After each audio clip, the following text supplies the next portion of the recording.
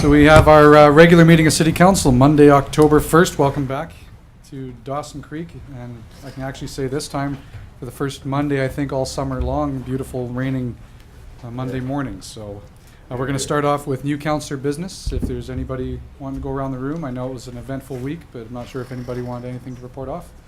Councillor Malkinson? Something to report about the library, Your Worship. Okay. They've struck a building committee to make recommendations about, just to discuss some of the problems with the current space that they have right now. They'll be meeting semi-regularly every month, I think, or every second week. Good. But yeah, I'm a member of it. Yes. It's going to be good. Okay, thank you. Anything else under councillor business? No, seeing none, then we'll move on to minutes. We've got 4 sets of minutes there for adoption. Councillor Parslow and Councillor McFadden on all 4. So all those in favor? Opposed? It's carried. Was there any business arising from anybody on any of those? Okay, none. So we'll move on to correspondence. First one is 5-1 correspondence from the South Peace Historical Society and the South Peace Mile Zero Park Society. And this is for the request to relocate the cabin at Pioneer Village. Councillor Parslow? I'd like to move that this request be granted. Sure. Thank you. Councillor Schumann. And just a reminder, if we don't mind, for the cameras, if we can have the microphones out front, that would be great. Any discussion on that then? Councillor Parslow? I notice the representatives are here from the Historical Society. Yeah. I don't know if they have any comments, but this cabin was donated. It's been looked at by members of the Historical Society. It's 1920s, isn't it? So it'll be there was formerly a cabin at Mile Zero which was moved to Taylor, back to Taylor. So this replaces that, and it's been donated. Well, there's 7 people looked at it, I believe, and they all judged to be in good shape. Yeah. Good. Well, it'll be a nice addition down there. So. Good. Okay, so all those in favor then? Anyone opposed? And it's carried. That quick. See how easy that is? You don't have to sit around for the rest if you don't want. We were waiting for the donuts. You have to wait till closer to 9 for that, sorry. And I know, Stu, you've already been awake for about 4 hours, but I mean, you know. Do come back if you need. So the next one is 5-2, a letter from the Dawson Creek Senior Canucks. Councillor Schumann. I would move that we grant their request to have their beer gardens during their tournament. Seconded by Councillor Malkinson. And Jim, maybe you Through your before me. worship, just for clarity, we don't have the authority to grant the beer garden. We are passing Yes. on that we have no problems with it. Will be a decision of the licensing branch through the RCMP. But there are a couple of aspects to this application which we believe to be problematic. First is this is the very first time you have asked for, or someone has asked for, the entire seating area to be licensed. And so there would, in the past, there has been a roped off seating area used, plus the Canuck alumni, plus the mezzanine. This would be the entire facility, and that is a significant difference that license holders in the community, those who have their own premises to serve alcohol, will have a greater interest in this application than the normal. Secondly, I don't believe you should approve the sale of beer to use in the dressing rooms out of sight of anyone. I don't believe the RCMP will approve it, but I don't think you should either. You were talking about licensing an area without supervision or oversight. Yeah. What possible reason do the players need to be drinking beer before or after their games in their dressing rooms? If they have an overwhelming need to have alcohol as part of the experience of playing hockey, surely they can come up to the seating area or the alumni rooms where they can be properly security can be properly employed.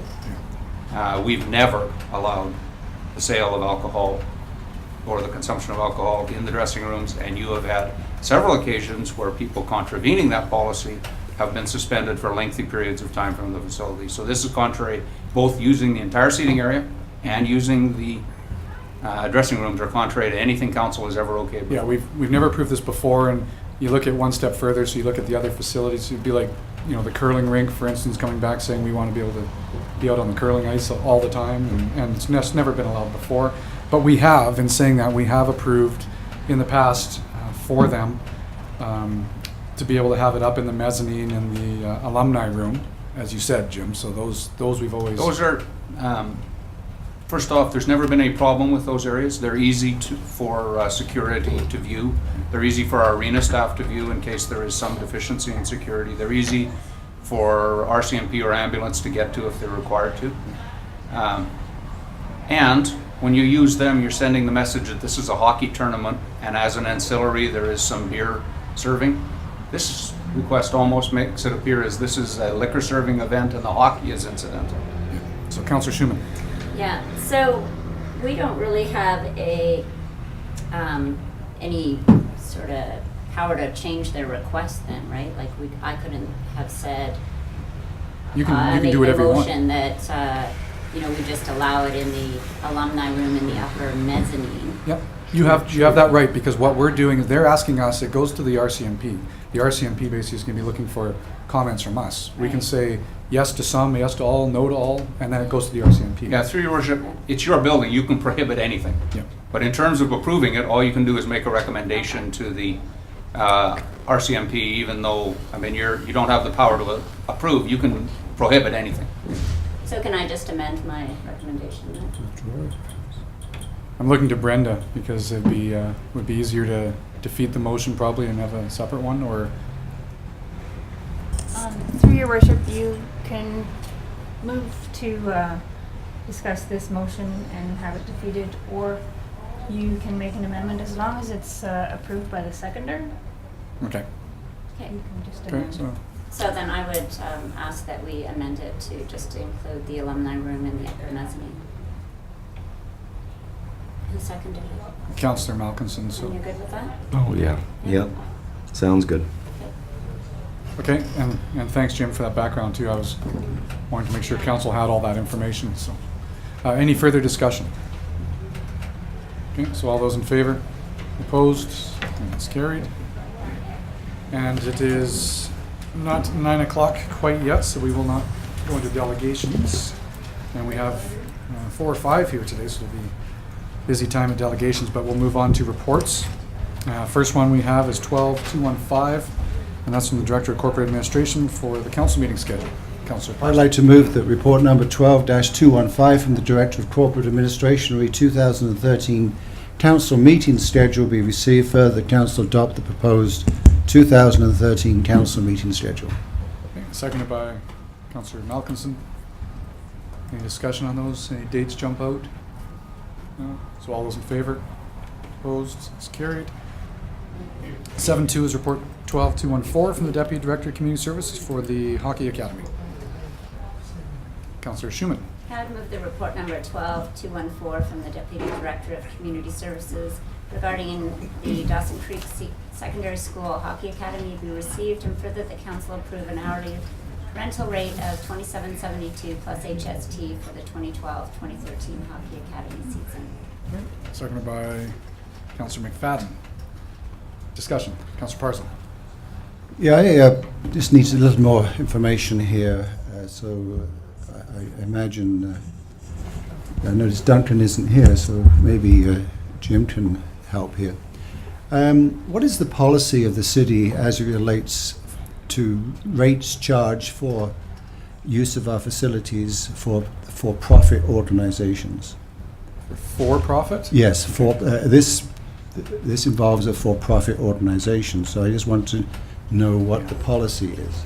I know Jim can talk, but I know we do have an agreement with the school district, which is separate, but... It doesn't cover the for-profit. Yeah, I know, Jim, he went to get Duncan, I'm not sure, just so you know. No, through your worship, the fees and charges bylaw has rates that are specific to nonprofits or nonprofit youth or for-profit. The academy came to you last year in partnership with the school district and asked for a reduced rate that would reflect your costs rather than the fee schedule that was in existence at that time. And council granted that request and set this rate of $27.72 outside of the fees and charges bylaw by specific resolution. What they tell us is they assumed that rate was available this year, and that is how the academy and the school district priced their fees to their participants. And so they're coming in after the fact and saying, we need this rate again because we assumed that it had been a carryover rate, incorrectly assumed that it had been a carryover rate, and we need council to again step outside their existing fees and charges bylaw and charge this amount. The report that you got that covered off these matters after which you voted to provide this rate last year spoke to the fact that this is unused ice. That it, at the time of the day where this ice is being used, you have no renters, and so you have no revenues, and the price was set at only the extra cost that having them in the building would bring you. That was the whole form and character of the report you got a year ago. Okay, thanks. So Councillor Parsons. Supplementary then to that is, should any other for-profit group wish to use our facilities in off-peak times, I would assume that we would approve a sort of a parallel agreement. Well, through your worship, we hope that's not the case. As you know, you've been separately undergoing a piece where you looked at the rationale behind your fees and charges for recreational facilities, what's public good versus private good, where you ought to be placing those price points, and council has approved the principles behind that, and a new report is coming to you for a completely adjusted fees and charges bylaw, which is meant to cover all situations, this one included. But it's not in front of you yet, and it's meant to take effect for the following fee schedule year. So, no, I hope that the work you've been doing separately with Mr. Johnson on the whole philosophical and policy considerations around establishing fees and charges at your recreational facilities will be sufficient into the future. But it's not in place yet. But it will cover this eventuality. It's meant to, yes. Thank you. That being said, council can always take a request from a community group and make an individualized decision. That's council's authority to do so. Okay, thanks. Any other questions or discussion? Okay, so all those in favor then? Opposed? And it's carried. 7.4's report 12.223 from the Deputy Chief Financial Officer, and this is for the tax sale. 7-3, your worship. Oh, my apologies. I crossed that one off. 12.218 from the Deputy Director of Corporate Administration for the Emergency Planning Function. Thanks. Councillor Parslow. I'd like to move that report number 12-218 from the Deputy Director of Corporate Administration for the Emergency Planning Function be received. Further, that the appointment of the Fire Chief Gordon Smith as the City of Dawson Creek Emergency Coordinator be ratified. Okay, thanks. Councillor Malkinson is seconding. Any questions on this one? No. So all those in favor? Opposed? And it's carried. Now 7.4, my apologies, is 12.223 from the Deputy Chief Financial Officer for the tax sale. Councillor McFadden, moving that? Yes. Okay, seconded by Councillor Malkinson. And that's going to be received for information, so any questions or discussion on that? Councillor Malkinson? Sure. Are these numbers that I'm seeing here, were these properties purchased for $2,000 or $3,000 Yeah, you can see the for the purchase price? purchase price, and so on the one, it's got the person who purchased it and the purchase price, and then the ones that weren't purchased and the price that was owing to the city. But Jim, do you want to explain it maybe? Yeah, through your worship. When a property has failed to pay their taxes for 3 years, they go to the tax sale. Someone who is the deemed purchaser, or who is the purchaser, In this case, there are some private purchasers, and we are the deemed purchasers for other properties. The owners of the property still have a further year to redeem the property, so you don't acquire title by putting money down at the tax sale. You'll note in the report that this situation occurred in 2011 for several properties. They've all been redeemed. None of them have changed hands. We would assume that many of these properties will similarly be redeemed and not change hands. And we certainly hope that's the case, because the city's the deemed purchaser of about $87,000 worth, and we only budgeted 50, I think, Through your worship, that'll hit the 2014 budget if they're not redeemed. Nothing had to be purchased in 2011, so that's a case where the 50 was more than we needed, and if all of these end up in our hands, the 50 we probably budget next year won't be enough. That's how the game goes. But if you look at the properties, there are two very large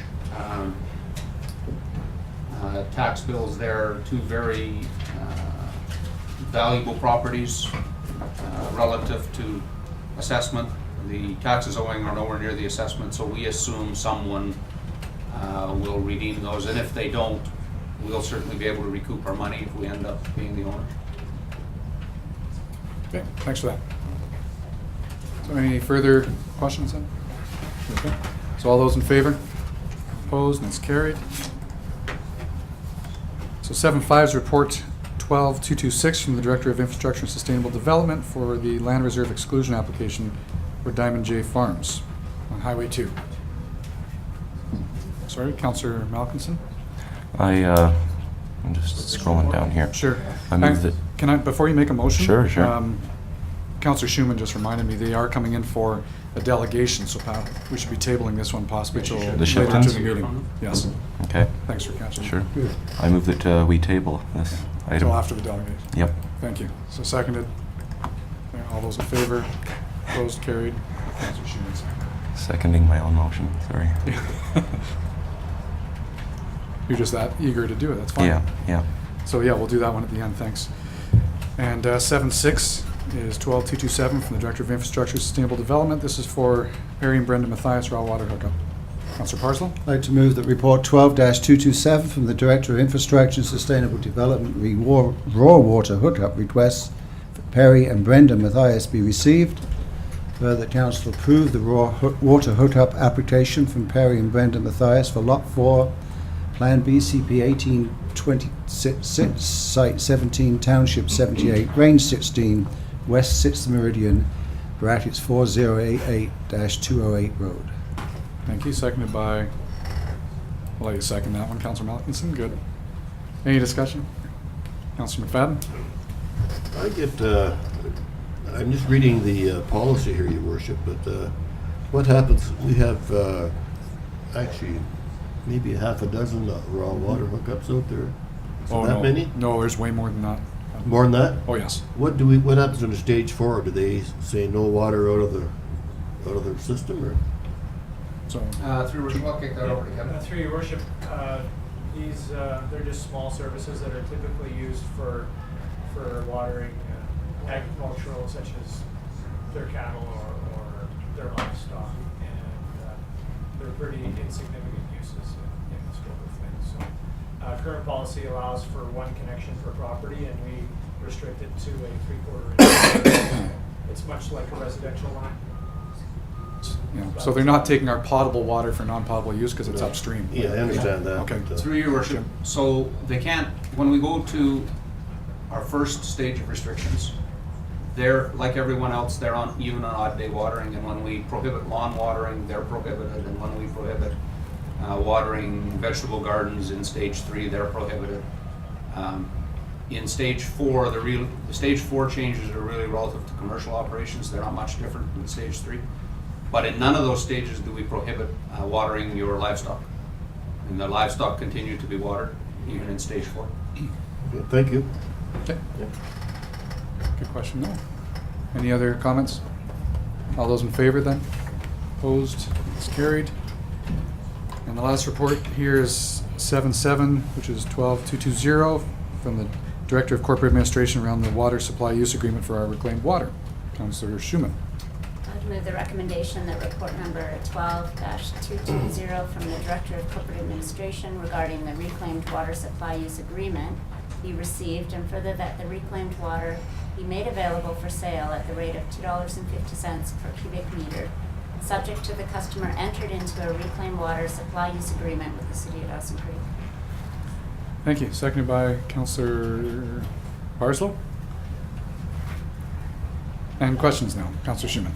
Yeah, so through your worship to staff, I'm wondering how long will it take now between setting this rate and when we'll actually be able to start distributing the water to our industrial users? 2 days this week. Yeah, through your worship, we're targeting Wednesday, Thursday. All we're waiting on is just the finalized agreement from our lawyers, and then we'll be good to go as soon as council passes.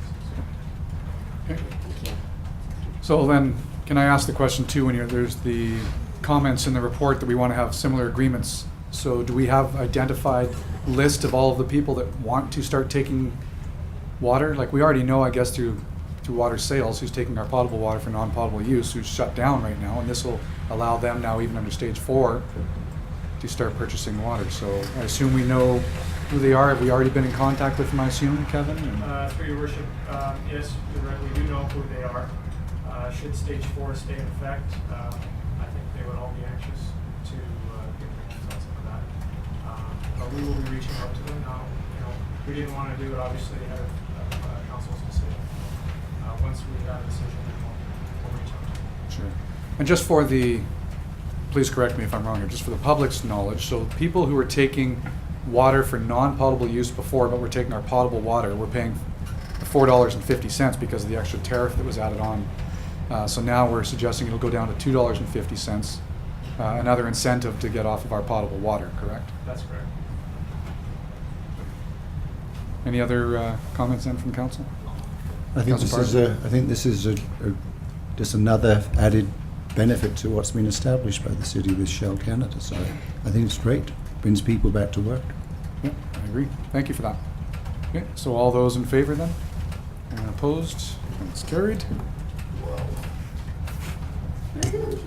Close. Yes, look how quickly things happen with the city. Yeah. You're not talking about the reclaimed water, right? Yeah, I won't go there. Let's move into bylaws. We have a few minutes to get through a few of these. 8.1 is the first bylaw, which is report 12.228 from the Director of Infrastructure and Sustainable Development for zoning amendment bylaw. So, Councillor Malkinson. Move that report number 12-228 from the Director of Infrastructure and Sustainable Development regarding the zoning amendment bylaw number 4144/2012 be received. And further, that zoning amendment 12-06 bylaw number 4144/2012 for 8600 and 8700 17th Street be given first and second readings. And further, that upon receipt of the final servicing feasibility study, stormwater management plan, and traffic management plan, that staff be directed to publish the required notice for a formal public hearing. Okay, thank you. Second by Councillor Schumann. Any comments? Councillor McFadden first. We don't have any issues with the Agricultural Land Commission in that part of town, do we? Or do we? Well, it was identified in the CDP, but Jim? Through your worship, I wish I could give you a definitive answer for that. This is one of the properties that was identified in the South Peace Comprehensive Development Plan, approved by the Agricultural Land Commission, under the understanding that if an appropriate development came forward, compliant with the plan, the lands would be released from the land reserve. As you know, since the time of that agreement, there has been a review undertaken by the Land Commission, and there has been several statements made about what will be changes in process and approach by the Commission. We have yet to bring one of our pre-approved parcels forward since those changes. We're hopeful that the original agreement is still in place, but we really won't know until the first of these developments goes through the new process. So we're hopeful that because this is compliant with the South Peace Comprehensive Development Plan, that it will be approved by the Commission and the lands will be released. Okay. So we just don't know we don't know what we don't know what we don't know. I'm afraid that's true. We don't know what we don't. Find out. There are some things we know we don't know, and other things we don't know we don't know. Thank you, Your Worship. Okay, Councillor Matheson. What was I going to ask? So this is a partnership with Mr. Ravelli, I assume, and a company called Harvest View. Is that right? Yes. And is one family, or is one group of people doing the, or is Mr. Ravelli doing the single-family homes, and the Harvest View is doing the multifamily?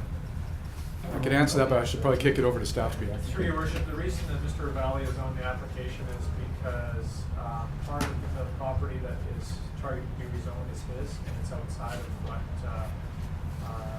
Silver, I believe it is, owns. And they're in talks about purchasing a portion of that, so that's why he's on the application. Okay. He's not actually intending on doing the development, it would be all with All Harvest View? Western Canadian Properties Group. Western Canadian Properties Group. Okay. It'll be interesting to see how this one goes. Yes, it will. Okay. Any other, it's actually good news, though. It's another developer wanting to look at some densification, multifamily dwellings and all that, so. I mean, we always sit around here saying we're looking for more developers to come into town and to do projects just like this, so it's Yeah. good to see. If I remember correctly, we had a rezoning up on the north part of town recently, and we had a lot of opposition because it was rezoning to RS3 as opposed to, and they just wanted it to stay RS1, right? Just single family homes. So that's why I'm interested to see how this one will go. Yeah, and just for clarification on that one, though, that chunk of property was sandwiched in amongst single family, whereas this is kind of a standalone property starting out a new development. So. Any further comments? Jim? Yeah, through your worship.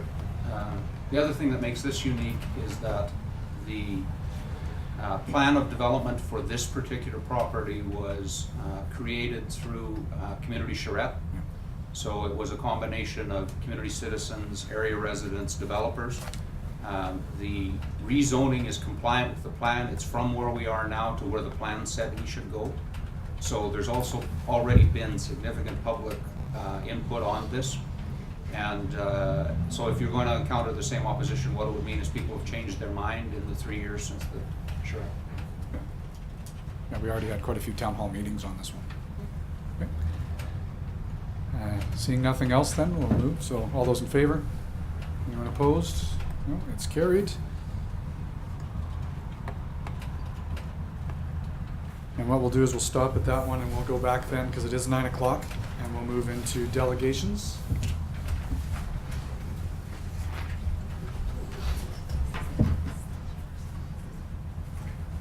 Okay. So the first delegation that we have is Ms. Kathleen Connolly is in attendance.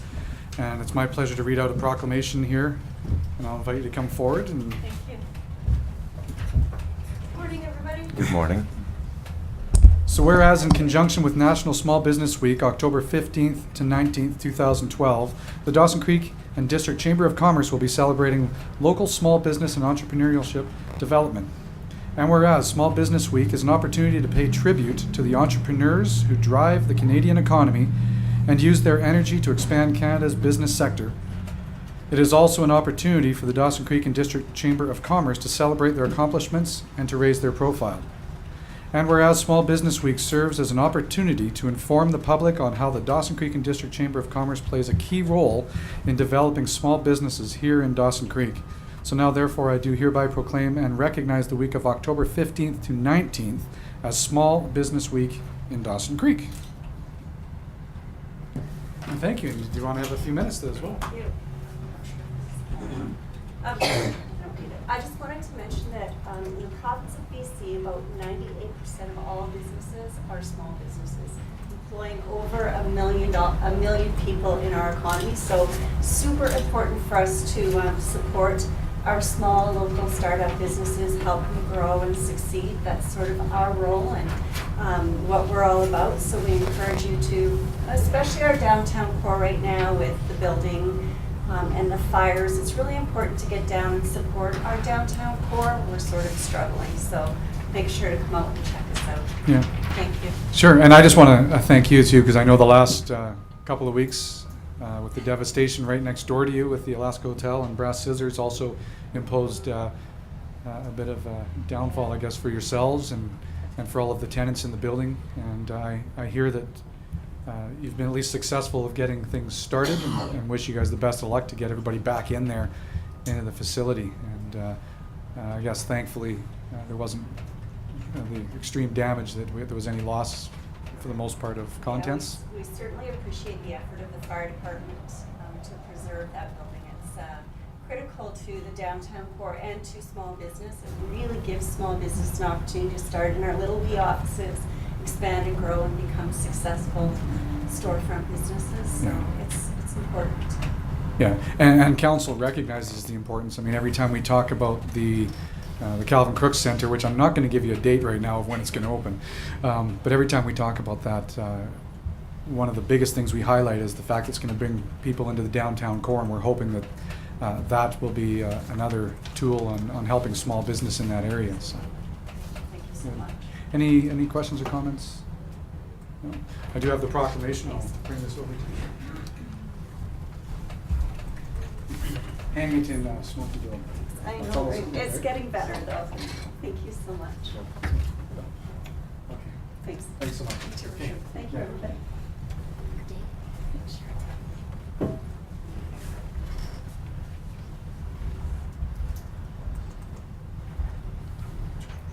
Okay, there we go. So, oh, you're right there in front of me, sorry. So we're going to call Linda Studley up, and I have another proclamation that I'm happy to read out. And it goes well with the celebrations that Cassie's going to be having today later on as well. So whereas on October 1st, the communities across Canada will join together to recognize National Seniors Day. And whereas seniors in Dawson Creek are present in all aspects of our lives, they are our parents, our grandparents, our teachers and volunteers, our mentors and neighbors, and our co-workers. And whereas National Seniors Day focuses on celebrating and recognizing the contributions made by our seniors to better their communities, their families, and their workplaces. And whereas every day seniors right here in Dawson Creek make a big difference, and we value all that they are doing. So now therefore I do hereby proclaim October 1st, today, as National Seniors Day in Dawson Creek. Thank you. Thanks, Linda. I'd like to mention that I have with me today representatives from both of our host agencies, Brigitte Rutger from Snickers and Ann Simmons from Seniors Access. And we also have a delegation from the South Peace Senior Citizens Association, Mr. Armstrong. And we're very pleased to have them come with us today to show support. They offer so many fine services and opportunities for our seniors in the community. We're very happy to say we've been helping seniors for 2 years now. We've been helping seniors to live independently in their own homes. We have volunteers who've done everything from shoveling snow to cleaning house, walking dogs, hanging curtains, and then of course we've also had the bus tours. Recently we found that there were many seniors not utilizing the transit system, and we decided that they needed a chance to get out there and have a go at it. So we had 3 of these transit tours, and we want to thank the City of Dawson Creek very much for their support in helping us get seniors out and about, because transportation is so important to independence. The other thing is, I'd like to say that I think the national government was very clever in scheduling National Seniors Day so close to our anniversary. So we decided to move they it up. planned It's that. actually tomorrow, but we decided to move it up to today. And this afternoon at 1:30, we're going to have an open house, and there'll be cake, and there'll be music, and we would love to have everybody come and drop by and find out where Cassie's going next. Excellent. And how long is that going for today? Be going from 1:30 till 3:30. Okay, because we are going to try to slip in at the end. We have a meeting starting at 1 o'clock this afternoon. We're not sure when it's going to end. But I'll if try and save you a piece of cake. Good luck. you can tell that I actually enjoy pieces of cake, yeah. And like 2 of my male colleagues on council, I too hope someday to become a senior. So We I all do aspire support to that. it. Is that a low blow? At least one of them is a great example of how to be a senior. Is that a shot? Not at all. Thank One you. of the specific ones. Yeah. Any questions from council?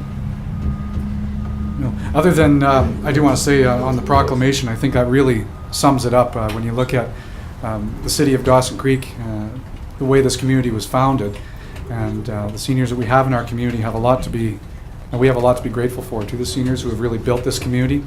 And some of us have lived here all of our lives. Some of us have only been here for a shorter time, but we can definitely look back and say that there's been a lot of great work done to make this a great place to live. And one thing that I always continue to brag about, and I think it's thanks to the seniors in this community, is that sense of community that we have in Dawson Creek that is so different to so many other communities in northern BC and British Columbia in general. And we should really be proud of that and always be celebrating that aspect of our community. So really want to say thank you.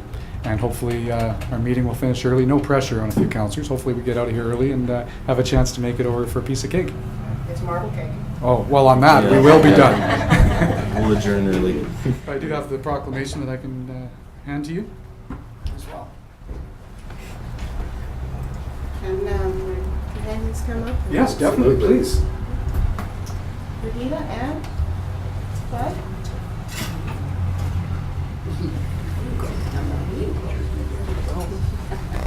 It's a team effort. Yes.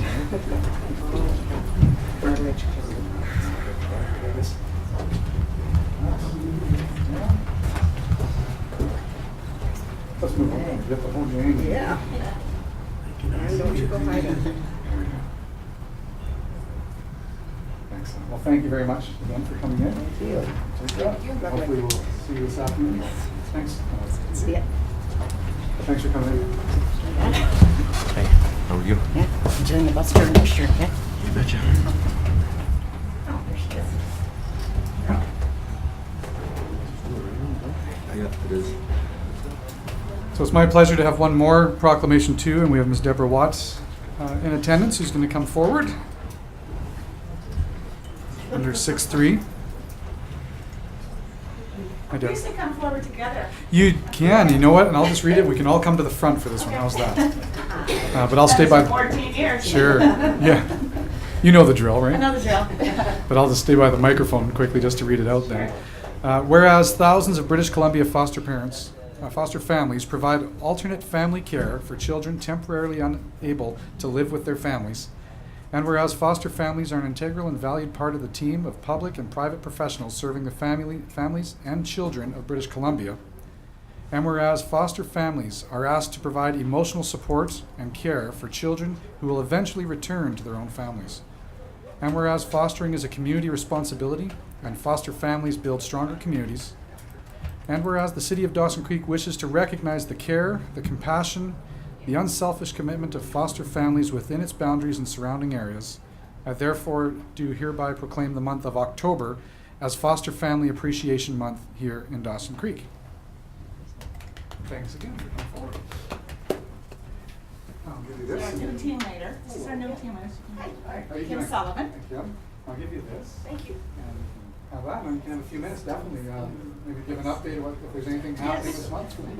Well, I'd like to just express my appreciation and the appreciation from the Ministry for Children and Families to the foster parents of the South Peace that provide an incredibly needed addition to our care team when we're caring for kids and youth that can't be at home for whatever reason. Deborah Watt, Kathy Gilbertson are two of the social workers who work with our foster parents. Janice MD is here representing our foster parents who provide just tremendous support by allowing these children into their homes, caring for them 24/7. At the moment, we have approximately 50 children and youth in foster care in the South Peace who are having to live in homes outside of their families. And as you can see from our small contingent here, we need more foster parents. We would love to talk to anyone who is open and willing to become a member of our care team and provide a safe place for children and youth when they can't be at home. Thanks very much. Yeah, thank you. And, you know, it's one of those things, to 50? Around 50 right now. And I know every year we talk about this and say we're always looking for more, and hopefully next year we don't have to ask that question. Right, But, yeah. you know, it's such a rewarding aspect in life to really be able to be a foster parent. I've helped before, and I urge people to really consider us and to contact you, because it's something at the end of the day that you can be really proud of, and these kids really become part of your family. And you can take a lot of pride in knowing that you're helping them out, and hopefully have a better chance of succeeding in life. Exactly. So we really urge everybody to really consider and to contact us. Thank you. Okay, thanks for coming in.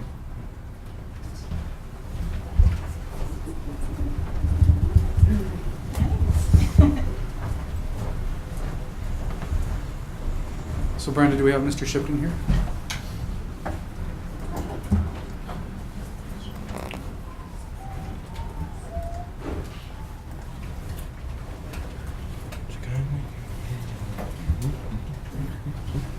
Hi, good morning. So we'll move on to 6-4. We have John Ashley Shipton in attendance. We wish to address council. Good morning. Good morning. Now, we do have a bit of information here that was submitted, and we have the application that already, and what we've done is we've tabled the application that you have to later on in the meeting to honestly to give you the opportunity to address council first. Okay. And Can then we? Definitely, if you have. Thank you. Hi. Thank you.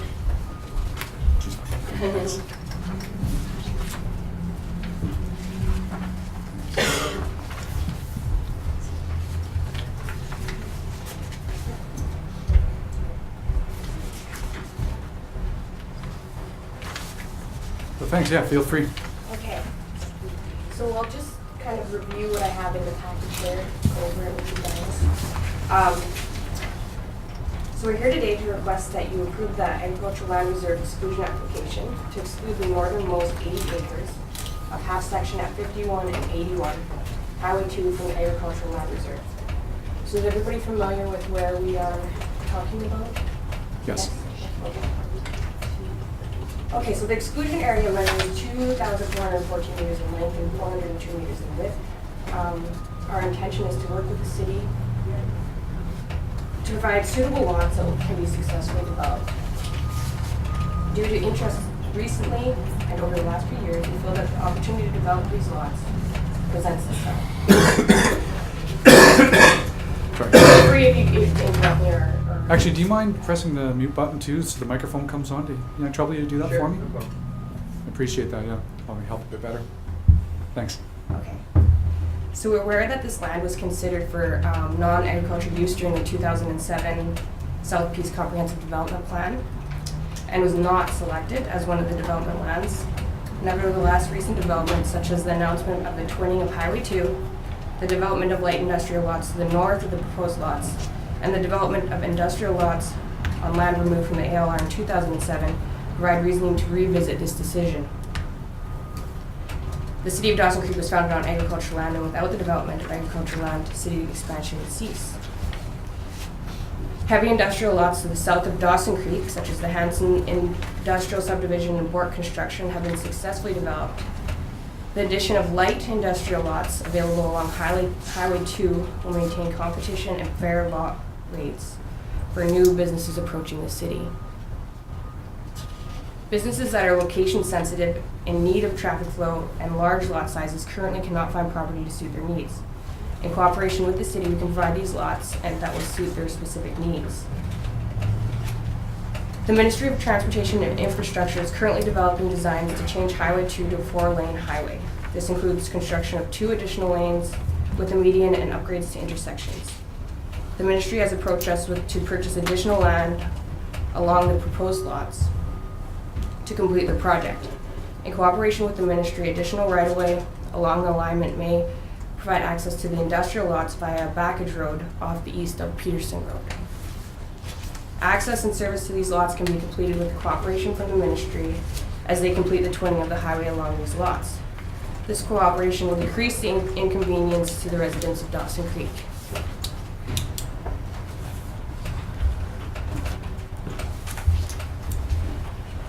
So we understand that the property is currently designated agriculture in the official community plan, and that the objectives are to protect the existing agriculture uses and to collaborate with the ALC to support their shared goals. So we've taken measures to reduce the impact of development on the remaining agricultural land, such as installing a chain link fence south of the backage road to provide a barrier that ensures debris from development and industrial use will not impact the remaining 240 acres of farmland. And we will continue to farm the remaining 240 acres. By requesting that only the northernmost 80 acres be considered for rezoning, we are consciously not overcommitting to development, thus ensuring that development will be financially manageable. Progress in future development will then be determined by the successful development of the front 80 acres. So the impact on the citizens of Dawson Creek, if you approve this, it will definitely be providing employment opportunities. It will be adding industrial lots to the city tax base, increasing opportunity for out-of-town businesses to invest in the growth and development of Dawson Creek, and we're going to be able to develop it without inconveniencing the citizens of Dawson Creek, because we can do it at the same time as the highway is being developed.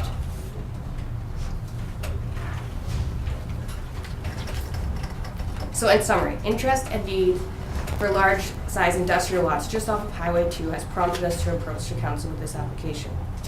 The demand for these lots has been consolidated by local real estate agents Nyla Lapine and Donna Cooper, who have had inquiries and interest for large size industrial lots but have not been able to satisfy their request. We are committed to cooperating with the City of Dawson Creek to provide suitable lots that will meet these needs. Phased development provides the incentive for swift and successful development and maintains a financially manageable project. Recent development of industrial lots and the announcement of the Highway 2 expansion by the Ministry of Transportation and Infrastructure support a review of the decision made by the 2007 SPCDP. Ministry of Transportation and Infrastructure cooperation provides us with the opportunity to service the industrial lots without additional inconvenience to the citizens of Dawson Creek. Providing services to these proposed lots will provide the city with the option to further develop on the south side of Dawson Creek and allows for industrial development by location-specific businesses. We feel that the availability of the new industrial lots will benefit the growth and business potential for our city, which will also serve to benefit the citizens of Dawson Creek. Good. Thanks. So from that, is there anything else you wish to add? And I can ask council for questions too, but. Okay, so council, is there any, Councilor McFadden? I'm not sure, the protocol, do we discuss the report we have now or later? You know, the best thing to do around protocol is we have a delegation in front of us, so this is the opportunity to ask the delegations for any clarification maybe on their application. If there's anything you have, then when we go back to the report itself is when we can ask staff or discuss the different options of why the recommendation and what we have for clarification.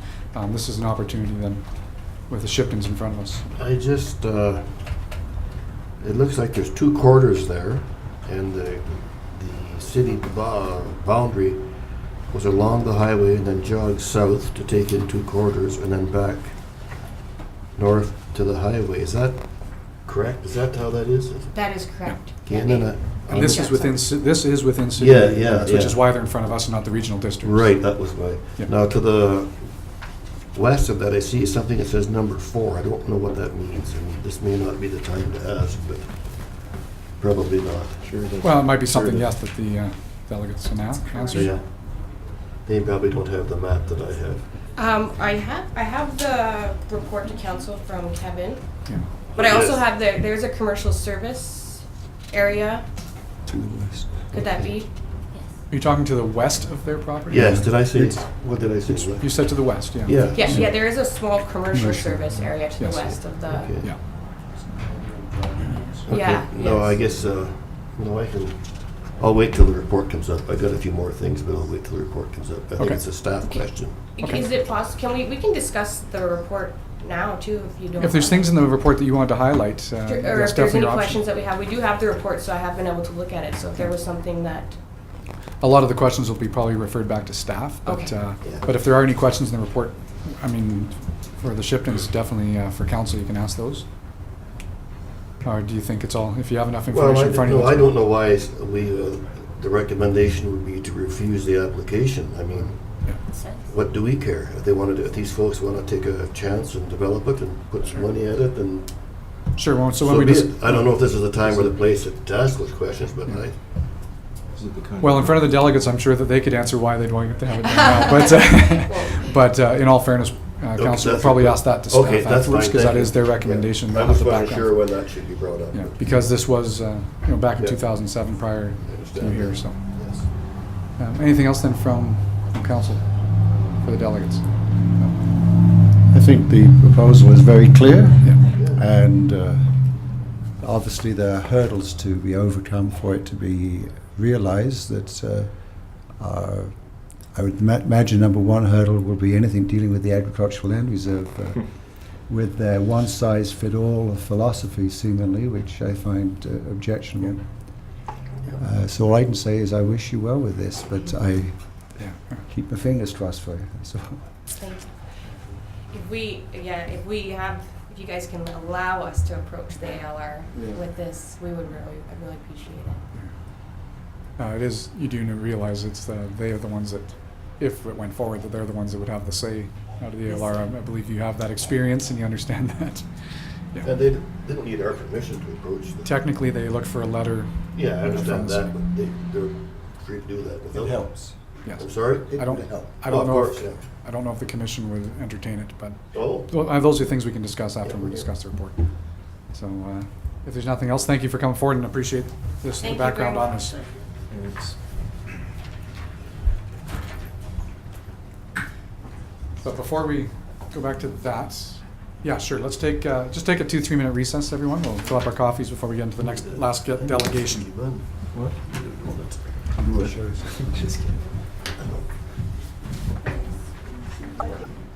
Okay, thanks everyone for that quick break. So we'll call the meeting back to order. We're at our last delegation. We have Mr. Paul Javatkov and some friends in attendance. Come on forward, Paul. Under 6'5" here. I'm not sure if you're the spokesperson, or I assume I am the spokesperson, I guess. self-appointed, or did they appoint you? Well, I would like to say it was a unanimous vote. There you go. Both your hands went up. There you go. But thanks for coming in. Yes. Okay, well, we've, maybe I'll just read this. I mean, everything that I want to say is in here, so I haven't memorized it, and I'm not an Adrian Dix, so I'll just go ahead and read it. We're concerned about the limitations of the current water source for the city. We feel that we are currently in an emergency situation with a marginal and diminishing water source.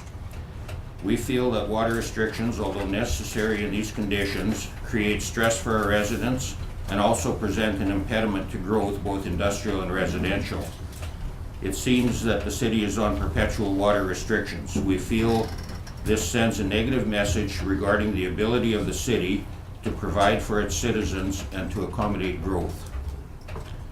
All residents and businesses in the city, in Puskupi and in the surrounding rural area, depend on the city for water.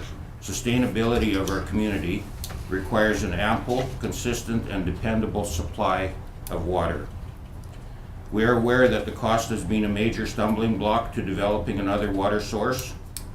And at this point, I'd just like to acknowledge that I sat here for 9 years and we didn't get it done. And so I'm familiar with the discussions that take place and that type of thing. So we've spent the last several months investigating potential costs. We have consulted several engineers, construction experts, and others regarding requirements, costs, and logistics related to developing a new water source. We have completed a one-time water analysis comparison of the three rivers, the Murray, Kiskadna, and the Peace, and the document from Agate Labs is attached. More analysis of the water quality is required. However, initial analysis looks favorable for either the Murray or the Peace. Indications are that it may actually be easier to treat water from the Murray or the Peace than our current water source. The Murray and Peace rivers originate in the Rocky Mountains and are fed mainly by snow melt and glaciers. The sustainability and quality of these rivers is superior to the Kiskatna River, which is fed by a few small lakes such as Blackhawk, Bearhole, and Muskeg. These lakes are lying in the low-lying Muskeg areas south and west of Dawson Creek. The Murray River seems to be the most pristine, and the Peace River has the most consistent high volume of water. Our recommendation, time is of the essence. Our recommendation is to begin immediately to develop a new water source as a supplement to our existing system, with the long-term option of converting totally to the new source in the future. So at this point, I'd just like to say that we're not advocating a complete switch at this point. We think that we need to develop a supplemental source, and in the interim we would have basically two sources, the Kiskatna and an alternate, and we figure that is sort of the prudent way to go at this point. A supplementary source will provide the security and sustainability in the case of any future emergency. We respectfully submit our information for your consideration. And the information, the costs have been developed based on potential sourcing from the Murray River and the Peace River, and production of 14,000 cubic meters a day. Currently, the city uses about 7,000 cubic meters a day, according to the reports that we have taken from the website that have been submitted here to council. So this volume allows for significant growth. The cost estimate is $1,000 a meter of pipeline.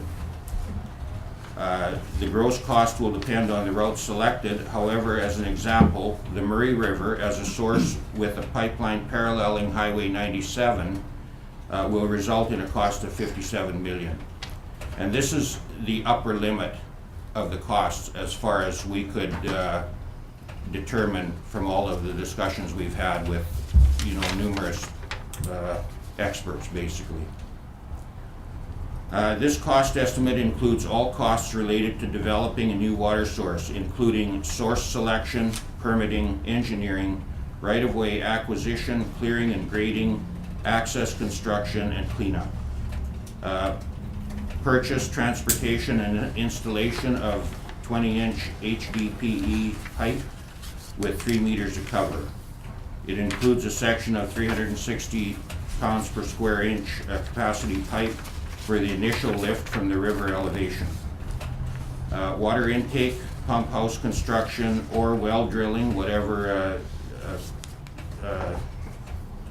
type of intake is determined, and development depending on the option selected.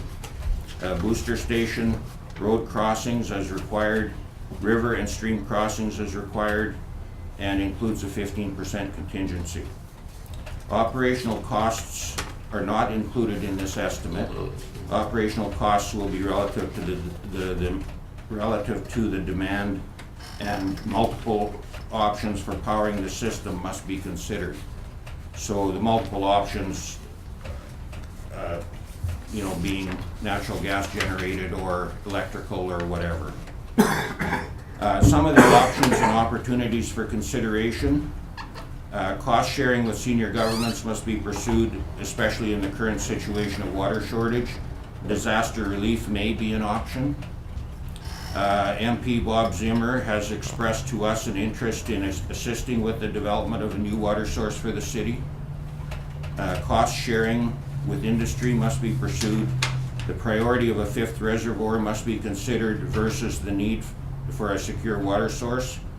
Consideration must be given to diverting funding from the reservoir to a new water source. Depending on other contributions, this funding may be a significant part of the city's portion. Right-of-way sharing with industry, BC Hydro, Ministry of Highways must be investigated.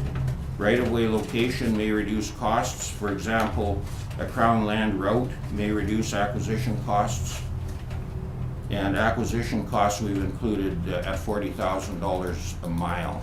So it's significant in the big picture. Development of a natural gas power generation facility as a power source must be investigated, including the opportunity of generating power for sale.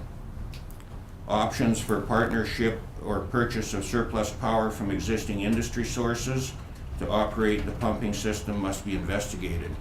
For example, there are oil field plants and that are generating surplus power that may be available for this operation. Conclusion, we submit this as citizens concerned about our water situation and the resulting impacts we feel it has on our community. We offer our assistance should council wish to proceed. We request a response to our recommendation once you have had the opportunity to review this information, and thank you for the opportunity to make this presentation. Now, I just included a picture here just to give you a perspective. It's the Murray River, and I took this picture on September 12th, so it's in the peak drought period, and you can see that there's a substantial amount of water. And then there's the report from Agate Labs here, and we have had experts review the report, and the comments that we've made are based on that the water can be treated in our system, and it may actually be easier if it's blended. So that's our report. Sure. So if there's Thanks. any questions, we can try and answer them. Yeah. Well, thanks, Paul, and thanks to the group, everybody that was helping you too, because I think everybody around the table can recognize the fact that when we're in a situation like this where we have to actually go to water restrictions, we're not able to do everything that we want or need to do, that it can be problematic and some tough decisions. And thank you for recognizing the fact that when you were on council, we had similar tough decisions to make. And Well, I think this has been an ongoing issue for, as 40 far as years. I can tell from Bob Trail's day. So it has been. When I go back and review it, it doesn't matter which council of the day it was. It seems like the same issues have come up. What's kind of changed it for this council over the last 5-6 years, which you can obviously appreciate, is the growth in industry that wasn't present, I guess, 10 years and beyond prior to that. So that definitely makes it problematic. But I appreciate all this information because it's something we're going to have to absorb. First, I guess I'll go to council first, if there's any comments from council, because I could turn it into a monologue. But Councillor Malkinson. Well, just looking through this report, it looks like you went through a lot of work to compile this information, and not at any cost to the city. These reports from these little laboratories about the quality of the water and everything, I'm very, very impressed. I just want to thank you for doing that. Okay, thanks. Anything further from council? Councillor McFadden? Good morning, Paul. You mentioned that 57 million was, did you say a bit on the high side? Is that what I heard you say? it's the upper limit, yeah. Yeah, upper Our limit, actual okay. cost was somewhere below that, Yeah. but we felt that we wanted to present a credible number. Yep. So this is not, we didn't go cheap. So we're confident that you can do the job for that money. Great. Thank you.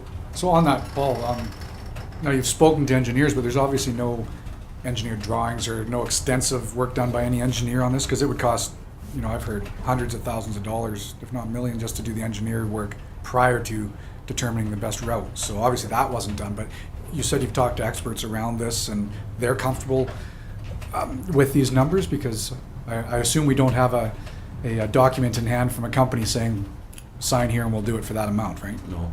We, as far as routes go, we've looked at a number of routes and we didn't try and recommend any particular one, because that's a function of the planning process. Once, if and when council decides to proceed, then that's something that you would need to do, is plan a route.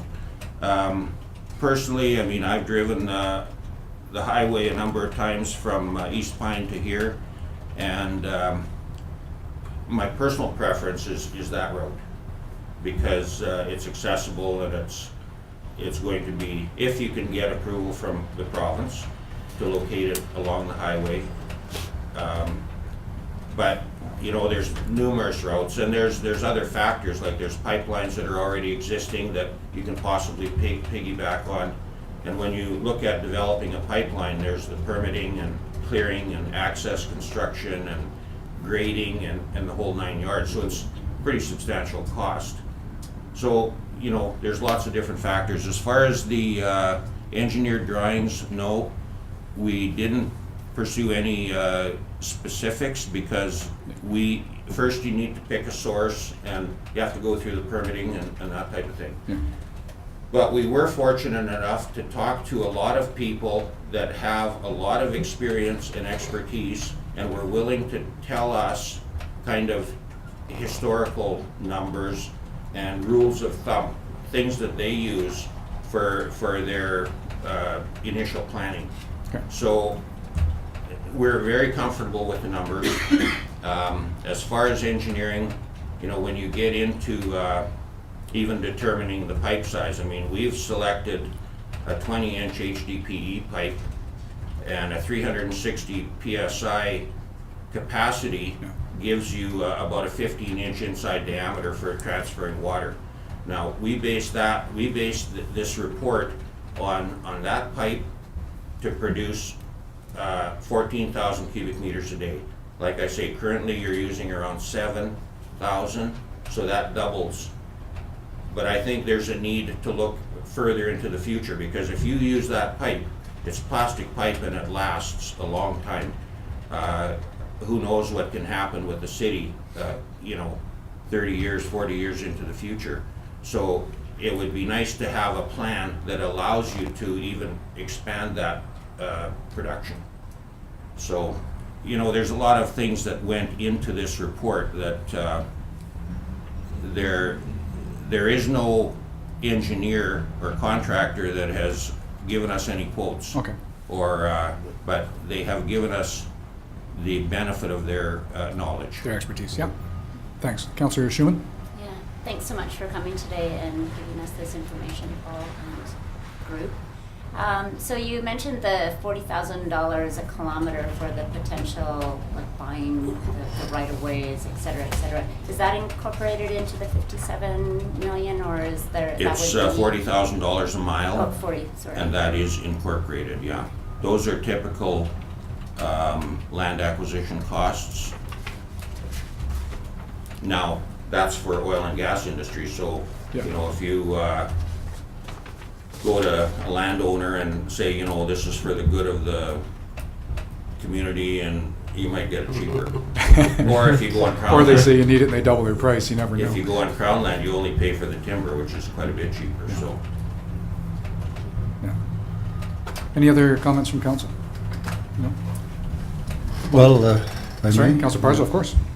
I drove down to Victoria just about a week or so ago and back, and I was shocked to see so many signs up about water restrictions in a variety of communities.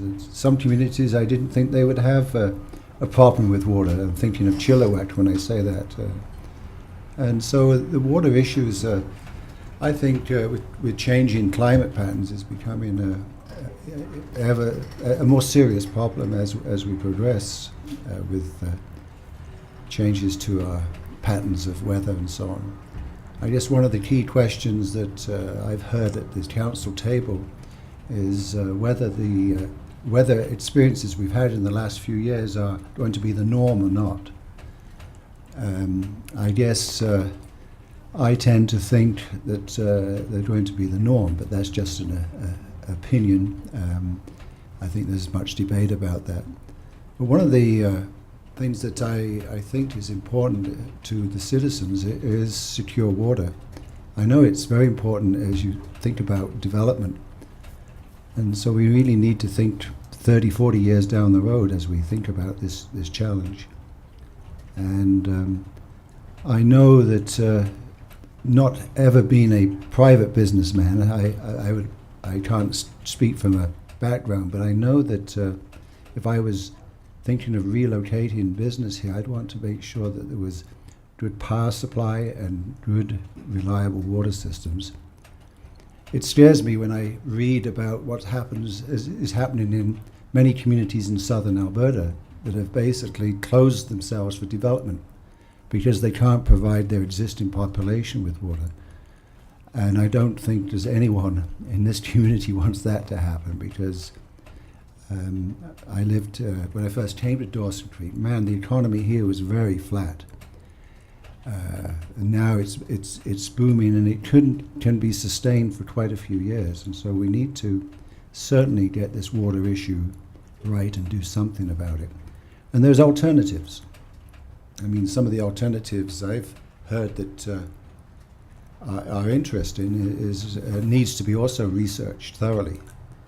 Is what is the potential of aquifers to supplement our water system? And I would hope that we would thoroughly investigate all options, not just this one, but all of them, and do it in a transparent, public way, and so that we engender a sense of confidence that this issue is being taken seriously by council. I know that, but this issue is moving forward in the right direction.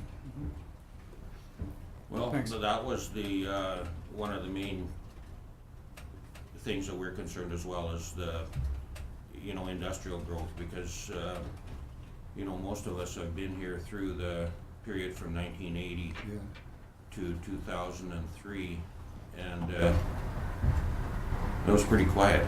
It's a lot more fun here now. Absolutely. Fun's a good way to put it, yeah. Yeah, so underneath this here, you did ask for a response, but obviously you can appreciate we'll have to give us a bit of time just so we can kind of formulate and talk with staff and get some of this information. I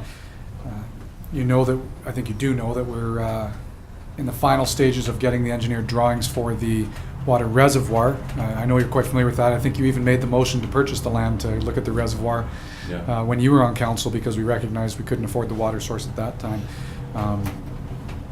I think as a council, we 100% agree with you that we need to be looking at whatever we can to secure water for the community. The last thing we want to do is be, from a business standpoint, sending out the wrong message. So it would have been nice if we had a bit of rain like we did last night a little bit more frequently throughout the summer. We wouldn't have been there, but like Charlie said, you never know what the norm is going to be, and we need to be planning for it. So I appreciate what you and your committee have put together here for us to think about, and probably take that into consideration going forward. I'm not sure what the direction will be after this. We'll definitely be discussing it though. Yeah, I guess one of the things, speaking of the reservoir, I mean, we made decisions with the best information at the time. And now, I mean, the numbers I've heard for the reservoir, 15 to 20 million.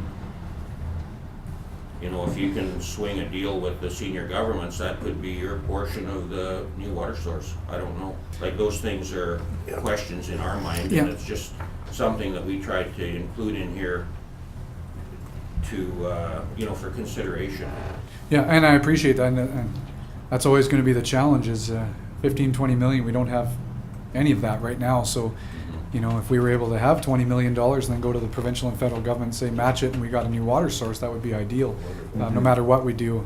Well, just as an example, when we made the decision not to pursue water, and I don't remember what year it was, but since then we've spent around 60 million in Canna Center, and another 15 to 20 million on a post office. We said we didn't have enough money for water, but so, it's just at some point, you get back to the core responsibilities of the city, and I guess that's all interpretation, but anyways. Excellent. No, if there's no further questions, then, or? I think Jim's good. Oh, Jim? Oh. Worship, if you don't mind, from the. Definitely, you're part of the committee. How's that, Jim? So that everybody understands, you cannot get finite on this with somebody on the outside. The request and control of water is borne by this council and the city, the province of British Columbia. And so water licenses that are granted to oil industry are for time periods, not for history. So it is, I would request that the city at least go and find out what that water source would be for us, and then we can surely help in acquiring a tighter cost and maybe some participation on the way. But this group could not access that water license on behalf of the city. No, exactly. So thanks for that, yeah. No further questions? Okay, well, thanks, Paul. Thanks for all the information. Thanks, guys.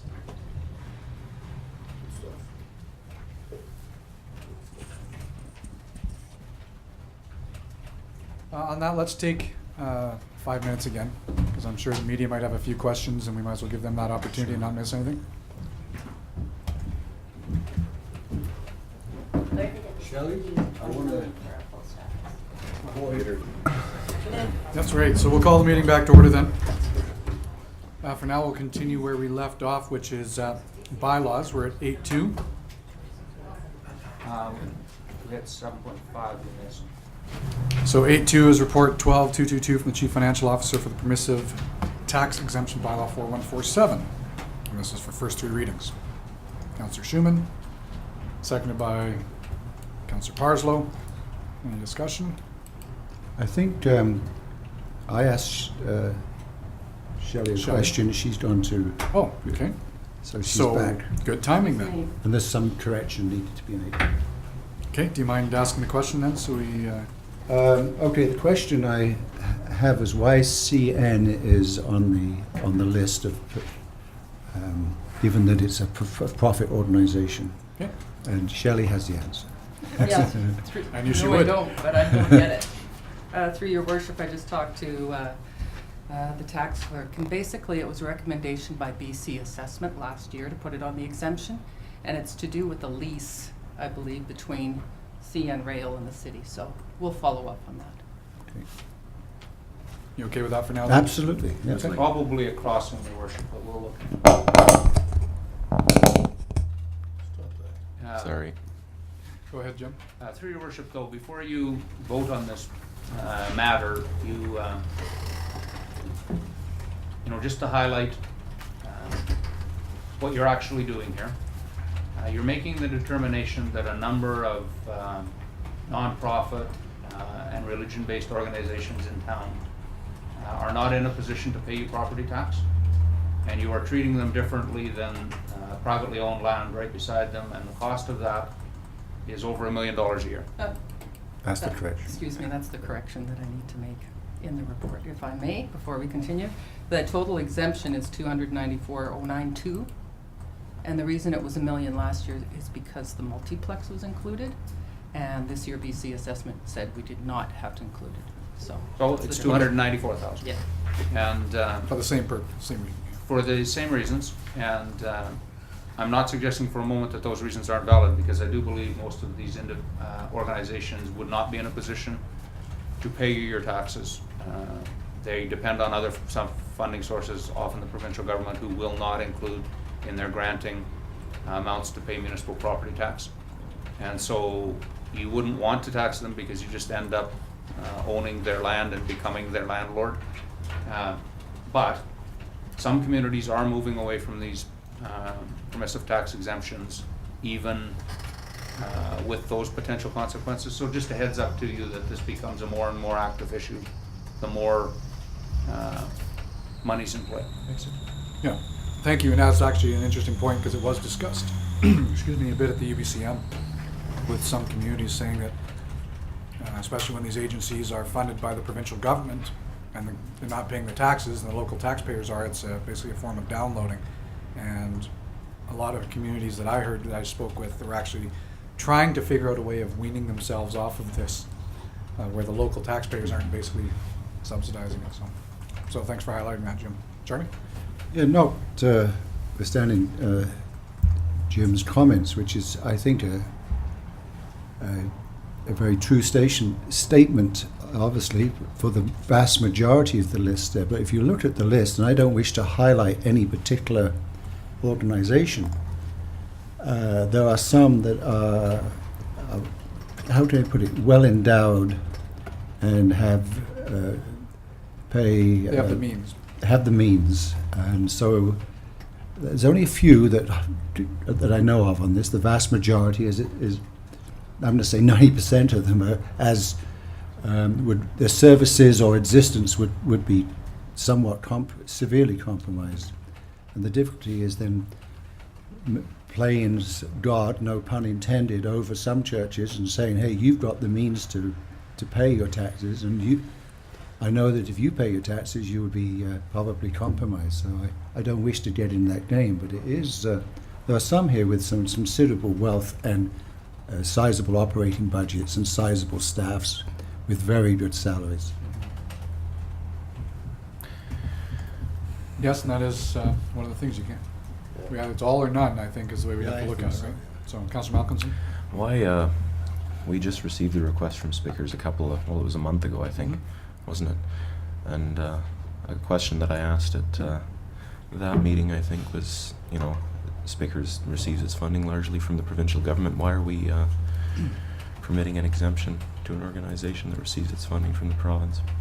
Sure. Well, Shelley looked into it, but Jim? Yeah, again, through your worship, because it's what you've been doing.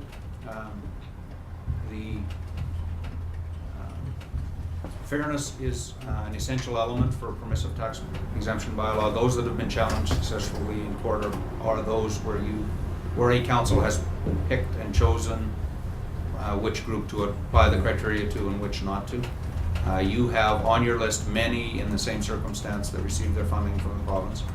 Those who have appeared in front of you have said the province has, in fact, you went through a whole situation with the Dawson Creek Society for Community Living where you denied the exemption on the basis that you believed the province would step in and pay that amount. The province refused to do so.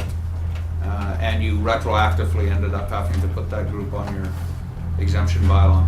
The province takes the position that we are creatures of the province. Municipalities have no status as an order of government. We are appendages to the provincial government. They won't pay themselves taxes, is what they're saying. The funding is meant to go for operation. If they give money to someone to provide services to seniors or services to physically or mentally handicapped, they want the money going to those services, not going to municipal taxes. And so they won't. And that means the group has to come up with it in some other fashion. You've made the decision not to force groups into that. It's not available to you to say to Spickers, you have to do that, and say to Dawson Creek Society for Community Living, you do not have to do that. You either have to say they all have to do it, or you have to say none of them have to do it. Okay, Councillor? So what document or rationale am I absent-mindedly mentioning when what governs the procedure for permitting these exemptions? Okay, Shelley? Yeah, that's what I was just going to comment on. So there was two things Jim had spoke to is consistency. So if you apply it to one organization, you apply it to the other. But the only time that we give an exemption is if the organization applies for it. So as in this year, Spickers had 2 new properties on. One was for the new Youth Connect building that they have downtown. And the other one, they never had applied for an exemption before. So this was the first year that they brought it forward. So then we put it before council and you make the decision to give the exemption. You still have a further question, it looks like? Or? Yeah, I'm still a little confused. I appreciate what she said, what Shelley said, but if we only do it on a case-by-case basis, then what rationale do we have to refuse people based on? Is it just precedence or what? Jim's. Came through your worship. No. We wouldn't bring it to you. Well, if the request came in and it wasn't compliant, we would give you a report saying that. And you actually have had requests from basically for-profit operations where the report from Shelley has said this doesn't meet the criteria. If it meets the criteria, our position is your choices would be to eliminate all the exemptions for those who meet that criteria or apply them to all who do meet the criteria. So I just don't see a time in which you could lawfully say this, under the community charter, this group qualifies, but we're deciding that some groups who qualify will not get the exemption and some groups who qualify will get the exemption. Yeah. You don't have to, it's permissive. You do not have to give this to any group that meets the criteria. What the Act says, if they meet the criteria, they can ask. Yeah. And you say yes or no. But if you're saying no, it needs to be no across the board or yes across the board. So to Charlie's point, he just raised, if it helps understand, with the churches. So right now we have every church in Dawson Creek has asked, and we've permitted them. If a new church is formed and built in Dawson Creek this year, and they come forward and say, we're a new church, we'd like to be on the list, and we turn around and say no, Yep. that, we can't really do that. If what we could do at that time is say, good point, we've highlighted it, we're now going to say no to every church in town. You all have to pay your taxes. Yep. So that's kind of where staff comes from on And the this. criteria that Jim's talking about is in the community charter? Yes, it is. Okay. The section is referenced in the report. That was my, Yeah, it's in there. I think that was my question. Okay. Councillor Parsons. I guess a point of order. Where are we with this? Has a recommendation been moved and seconded? I've lost it. If so, it has. Okay, thank you. I move the question be put. Yeah, there was Schumann there, so. Oh, yeah. Question? Yeah. Sure. Yeah. So a question's been called, so all those in favor? And opposed? It's carried. So we'll move to 8.3, which is temporary borrowing bylaw 4148 for first 3 readings. Councillor McFadden? I'd move the temporary borrowing bylaw number 4148 of 2012 be given first 3 readings. Okay, thanks, and that was seconded by Councillor Malcolmson. Any discussion? So all those in favor? And opposed? It's carried. And 8.4 is development cost charge 4149 2012 for first 3 readings. Councillor Parslow? I'd like to move that report number 12-217 from the Director of Infrastructure and Sustainable Development, Development Cost Charge Bylaw, brackets, Waterworks, number 4149 be received. Further, that Development Cost Charge Bylaw, brackets, Waterworks, number 4149, 2012 be given the first 3 readings. Thank you. Second by Councillor McFadden. Any questions or comments? Probably not, because we debated this one exhaustively last time. So, okay, so all those in favor? Opposed, and it's carried. And 8.5 is the Water Conservation Measures Amendment Bylaw 4150 for consideration of first 3 readings. So, Councillor Malcolmson. I move that this report from the Director of Corporate Administration be received, and that the Water Conservation Measures Bylaw number 4150/2012 be given the first 3 readings. Okay, first 3 readings, seconded by Councillor Schumann. And questions? Councillor Parson. Yes, I have a question that I believe is related. If it's not, just rule me out of order. One of the questions, I'm asked lots of questions, I'm sure every council member is, about water and so on, and as a result of this first issuance of stage 4 this year, we had some questions, and Brenda's done a great job as usual putting all this stuff together. But my question relates to the stages 1, 2, 3, 4, and I do not find myself able to give a coherent answer to the question that I am asked. And the question I'm asked is, why do we have water restrictions when the water is flowing over the weir down the Tiskatna to the Peace and eventually to the Mackenzie? What is the justification for water restrictions when that phenomenon's there? People seem to understand when the water's not flowing over the weir, but so I guess I asked that question, if I may, through Jim to Kevin. Definitely, Jim. Yeah, through your worship, the short answer to that is because stage 1, actually all the stages, but particularly stage 1 is not a restriction, it's a conservation measure. It's a policy decision council has made to conserve water use. It's an odd day, even day watering. You have put that in the belief that there is no need or good public policy reason for people to pour expensive potable treated water on their lawns every day, and that they can maintain the health of their lawns with odd day watering, which conserves treatment costs, it conserves usage, and yes, it does free the water for other uses further downstream.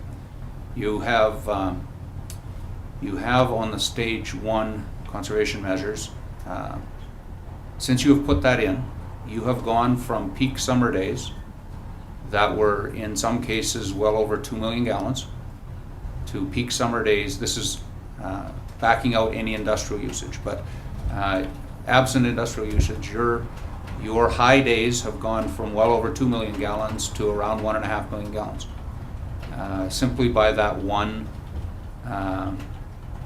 conservation measure. And that was the reason council did it, and it's proved out to have the effect that you had hoped for.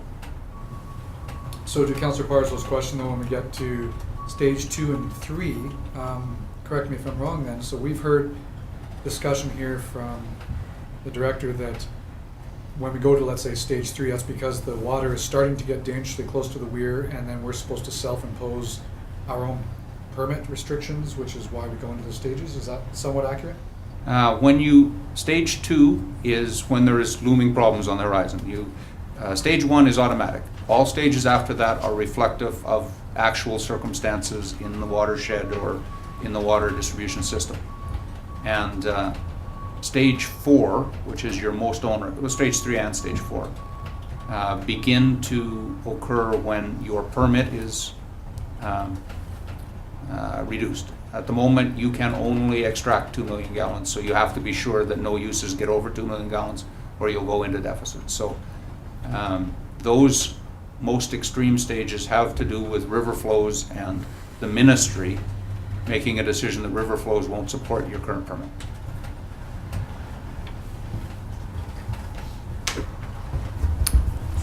So, if I may, I just try to paraphrase what I heard, Jim, and stage 1 is sort of an automatic thing, and it's been done to conserve water, and it also could reduce operation costs at the waterworks. Stage 2, 3, 4 are related to water flows within the river. We have a permit that basically we need to not exceed the 2 million gallons per day draw. Once the flow's down to Once the flows Flows start. are down. And okay. I should just Have I got enough of that, Jim? Yeah, for clarification though, it's not, it's the circumstances, but that may not be river flow. We've had to impose a level of restriction when we've had things like a malfunction at the plant that shuts Sure. down the water treatment plant or a rupture in a line. There can be other reasons than just the river why you have to go to further conservation Yeah. measures. Okay, thank you. Okay. Any further questions? Councillor Hopkinson. I have something that I'd like to say. I appreciate staff for their recommendations that they're bringing forward in this bylaw, but there is one thing that I personally think, well, I personally would like to see addressed in our bylaw that I don't, that I think is a big sense of concern and an issue for a lot of people in the public. I'll just, I'm very nervous, you know, when it comes to these things, so I just wrote what I wanted to say. I'd like to highlight the opportunity and, you know, I'd like to take the opportunity to highlight the principles and standards that we have set for water usage in our bylaw. A lot in the community aren't happy about the double standard that exists for industry under our bylaw, and I'm referring to the preaching of conservation to residents while all the while selling as much good drinking water to industry as we can manage. It's a condition that doesn't sit well with me, and surely, you know, it doesn't sit right with many in the community. I recognize the importance of the oil and gas industry to this city, and I realize the prosperity that it's brought to this town. And I fully understand the precedence of jobs over lawns. But one addition I'd like to see made to the bylaws, restrictions across the board when our water supply gets low.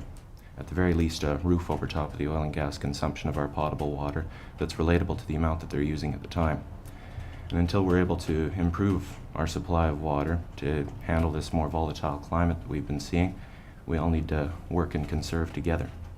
So it's the principle, you know, that I'm highlighting in my words there that I'd like to see addressed in the bylaw. So if, as an amendment to, well, not an amendment to this motion, but maybe a motion after this, or a motion at a future council meeting, if the councillors wanted to think about it a little bit more or more clarification, I'd like staff to research options for paralleled conservation measures at stage 2 and 3 for industries using potable water for non-potable uses. At the very least, options regarding a roof over top of the oil and gas consumption of our potable water that's relatable to the amount that they're using at the time.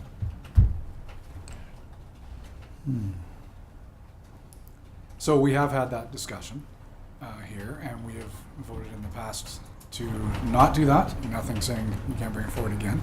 The one thing that so I want to ask you, because it's somewhat relevant since we're going to be approving this bylaw possibly.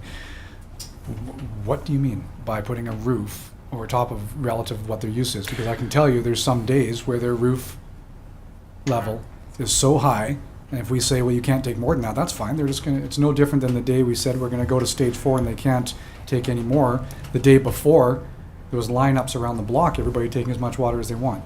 So how do you feel when we've had the discussion in the past that we're not going to affect jobs? Are you saying now that yes, you do want to affect jobs? No, I'm saying that I don't like the principles under the, I don't like the preaching conservation, and I don't like the selling to industry at the same time. I think that's a double standard, and I'd like to see it addressed some way in our bylaw, and I'd like staff to bring recommendations forward if they could about possible ways to address it.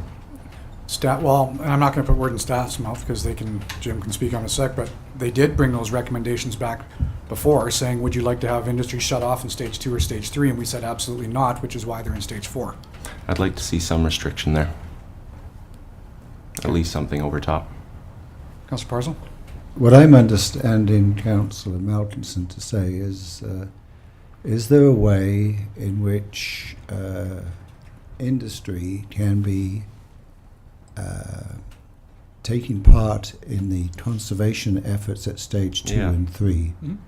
And it's just I understand it as a question, and being kicked over to staff. I don't have any ideas to offer, but it's a question. Am I correct in my understanding of what you're asking? Yeah. Okay. Jim, do you have anything to add there that you can help with? Because I mean, realistically, we've had this discussion. So. The philosophical underpinning of your bylaw now says, as you progress through your stages, you will progressively eliminate items that are largely cosmetic in nature. You start with odd day watering, so you say really a healthy lawn can be achieved by watering on unrestricted watering on one day, that you don't need to pour water to a lawn every day, which nature tells you is true. Then you move progressively through restrictions on, conservation measures that are aimed at preventing the use of scarce potable water for cosmetic purposes, lawns, flower beds, washing your car. You move through these progressions. Nowhere until you get to stage 4 do you actually impose any conservation measures on the use of water for commercial purposes. And even at stage 4, you highlight the oil and gas industry only. You've now backed out car washes. You don't touch hotels. You don't touch restaurants. Large users of water that are not cosmetic uses, they're commercial uses. If you wish to direct a different bylaw, absolutely it's possible for us to have a bylaw that starting in May 1st of every year restricts commercial activity. I can certainly write you a bylaw that will do any of that, if that's your will. Yeah. That is contrary to your current will. So staff won't invent this. You will need to tell us your will has changed. Yeah, because we did have, when we started with the water conservation bylaw originally, we had quite a bit of outreach to people. And what happens is you usually don't highlight these things until you're in the years of drought and you start recognizing who's being cut off and when, and that's when people start addressing it. But I find it interesting that we had a delegation in front of us this morning, all of which are representing the oil and gas industry, saying that we need more water so we can take more water. And now we're following up by saying maybe we should shut them off too. So. But right now we don't have water, right now we don't have that supply of water for the oil and gas industry, and I think that everybody needs to share the load, need to work and conserve together. Councillor Parson. Maybe there is a bit of a win-win here. I'm just testing this. Okay? I mean, thanks to the city and the and Shell with that reclaimed water, we've just passed the option for industrial users to use reclaimed water, the surplus to Shell's needs. Actually, if I can interrupt, it's Yes. actually not an option. We actually have policy already in place that once that, we will not shut anybody off, but once that plant is up and running, that people who are presently taking water from the pump stations will have to go over and take it from the water reclamation site, provided it can keep up with the demand. and Only stuff if we too. can keep up with the demand, which seems to be very problematic at the moment. At this point, yeah. So, Right, but so- as long as there's water there, that's where they're supposed to be taking it from as of hopefully Wednesday. So, sorry to interrupt. No, just wanna thanks make for sure that information. That had escaped me. I appreciate that. So is there an element there that we can build in that if there is the water available from the reclaimed water site, is there any idea of, well, we know how much that could be because Shell can take so much. Mhm. So we know the difference in the yield. What percentage roughly is that surplus amount as a percentage of the sort of an average draw industrial use on our potable water? Is it 50% or 70%? I wouldn't know the exact number, but the bulk of 1,400 cubes a day, how's that compare with average industrial use? I think if you look at average and you look at our total consumption around 7,000 cubes, 1,400 on average is going to be about, 18%. yeah, which is about our average industrial use. It's the peaks and valleys that will be our challenges. Yes. Yeah, and also, it's not just the peak and valleys, if I can throw in just, which I know you understand, is that 1,400 is not where all of the people leave hauling water from. Obviously, we have a lot of big businesses that are now out at the airport and Collins Sub who are tied in directly into our system that consume a lot of water. So it's not just the reclamation site too. So, as I understand council's previous direction, which council can change at any time, your desire is to find alternatives for the frack industry, basically, from using your potable water. The reclamation project is a step in that direction. To the extent that use can be converted there, you want all maximum converted there. However, unless it will accommodate all uses, including at peak time, I have no direction to prohibit the oil and gas industry from drawing potable water where the reclamation will not Keep up. suit their needs. I also have no direction to take companies that currently have a business advantage because they have 2-inch water services in their shops and require them to abandon that business advantage and go to the reclamation center. I don't have any of those directions. If I have that direction, our lawyers have already told us that there is a way we can write a bylaw that would make that possible. So that means there is a way we could write a bylaw to make Councillor Malkinson's aspiration possible. Yes, I could believe, in conjunction with our lawyers, we could write bylaw provisions that says starting at stage 2, oil and gas industry has to reduce their use of potable water. We could do that. Again, it's contrary to any direction I've had so far, and it would mean we would begin costing jobs at stage 2. But we could do it, if that was your will. And the reason, interestingly, to go back to Councillor Parslo's discussion that started this, when the water is going over the weir into the Hudson's Bay, we decided that when it was doing that, why would we cost people's jobs when the water is there? It was easier to say, please don't water your lawn today so your neighbor can keep his job. Mm-hmm. That was the decision council has always made along the lines. If Councillor Malkinson, if you want to change that and see how- I'm not saying I want to change that. It's not practical to say we could put a seal or a cap on industrial use without costing jobs. That's not how that industry works. No. They get a phone call, says, can you supply me with X number of cubes for this rig? If your answer is yes, you get the job. If your answer is no, Yeah. you don't get the job. They can't There's turn around and say, I can only give you half of it. You can't, the oil and gas exploration industry, or particularly the fracking industry, won't moderate its drilling activity out over the course of time so that everybody can just meet their average use and everybody's happy. That's just not how the Industry industry doesn't works. work that way. These are suppliers to the big companies. The big companies have their own needs. They are not going to modify those needs so that a service company in Dawson Creek keeps their truckers working. Just won't happen. A perfect example is right now in our stage 4, the industry hasn't stopped. They're finding their water from somewhere else. And most of those truck drivers are working right now. They're just hauling from a long distance away to the field. Yeah. So, Councillor Parslow. Okay, well, I for one don't want to cost jobs through stage 2 or stage 3. But it's I appreciate the fact that we've had an opportunity to talk about this. Of course, the reclaimed water plant also provides other opportunities which hopefully will be explored for supplementing the city's water. So I have no other ideas, stage 2, stage 3, but I think it's been good that the topic's been raised. Excellent. And as we've all talked about before, the opportunities would be the circle of life. That's made in Dawson Creek. There you go. Question? Yeah. Anything else? No? So all those, Well, sorry. Where You, did Councilman Malkinson make a motion? No, he did No. not. Okay.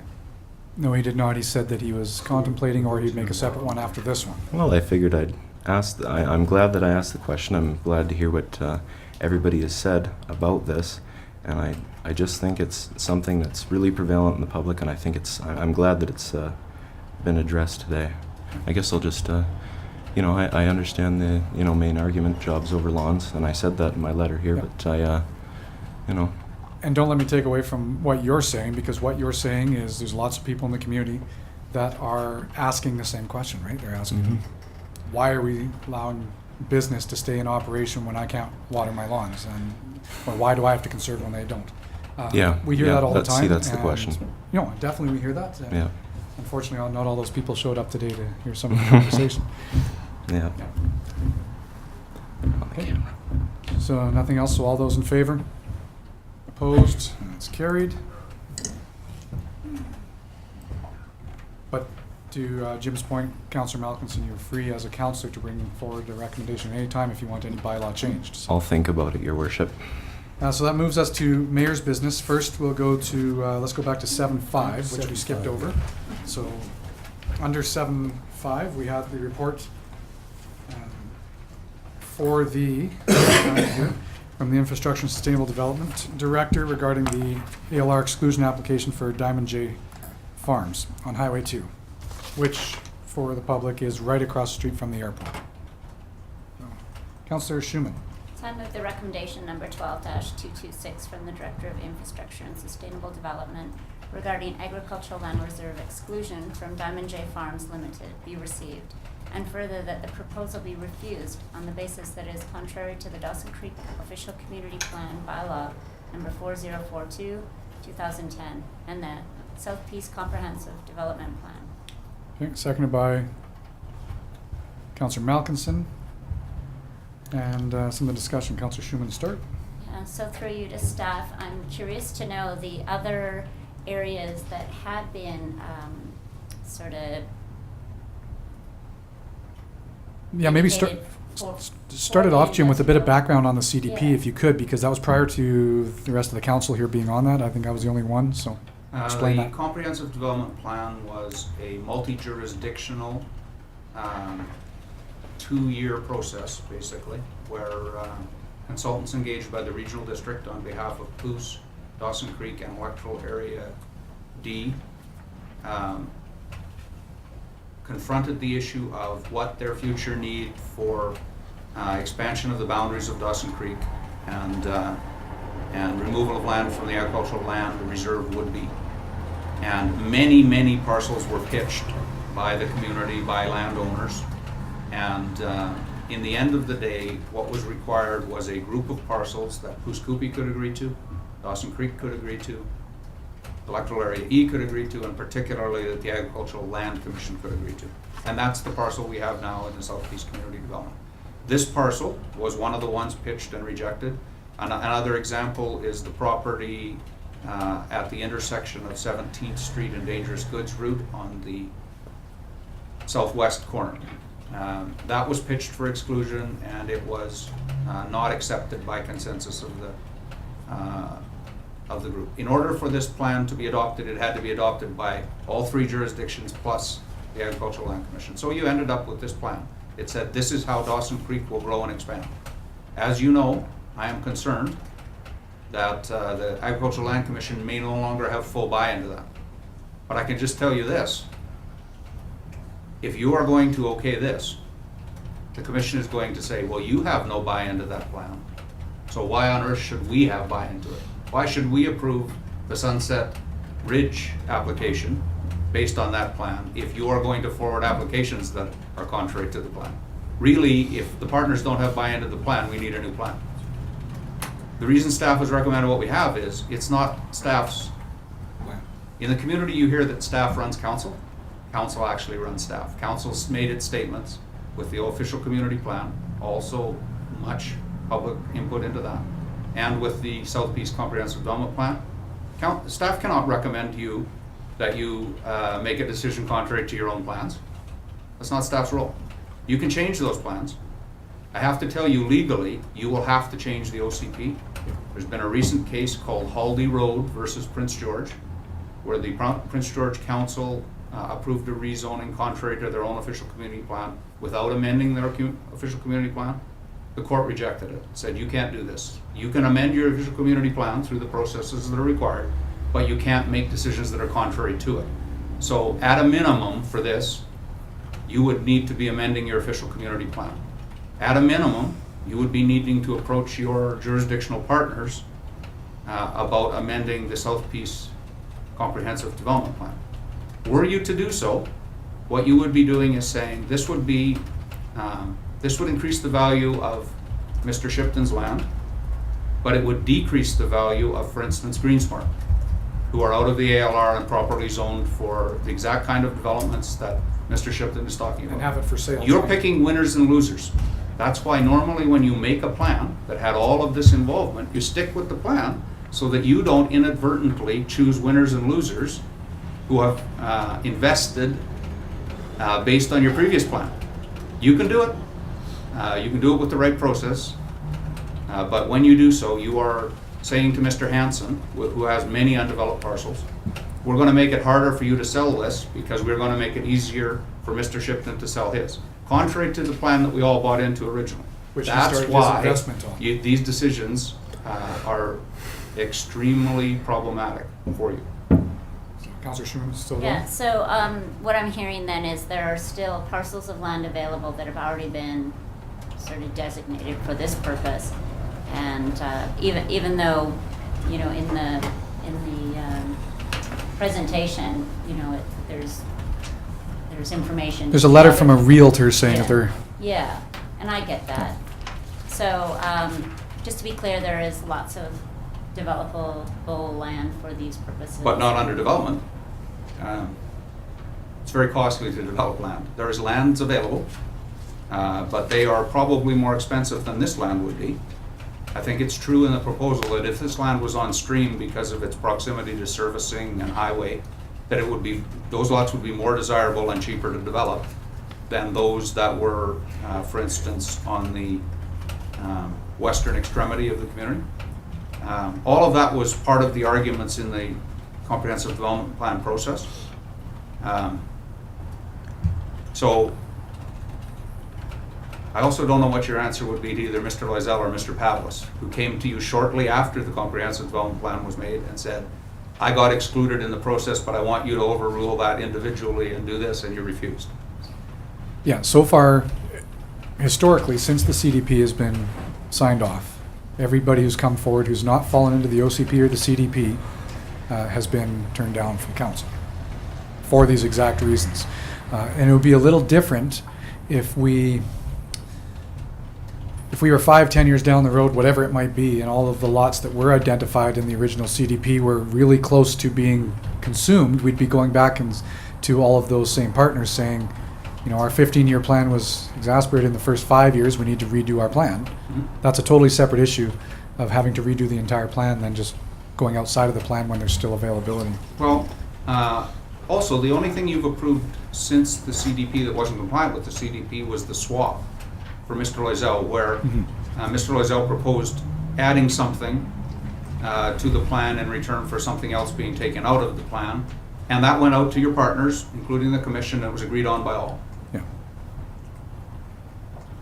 Thank you. To Jim's first point too, one of the things that I always like to do when I talk to the Agricultural Land Commission is this original CDP, even though there was changes made to it, the Agricultural Land Commission at that time said, yes, okay, we can agree in principle on this direction for the community. And that's why when we have ones that are in that CDP, that we have a bit of a leverage with the ALC to basically talk to them about, you've already agreed in principle, this should be a little easier for you to approve. A little bit more problematic when it's not. Sorry, lots of acronyms here. I hope everybody's keeping. Yeah, no, I'm with it. Councillor Parslow. Thank you. So I just want to make sure I understand what has been shared by Jim. I'm obviously kind of empathic to responsible development, and in the summary statement that presented to us, and it was also in the other report that grabbed my attention, it's at the very last page. Interest and need for large-size industrial lots just off Highway 2 has prompted us to approach the council with this application.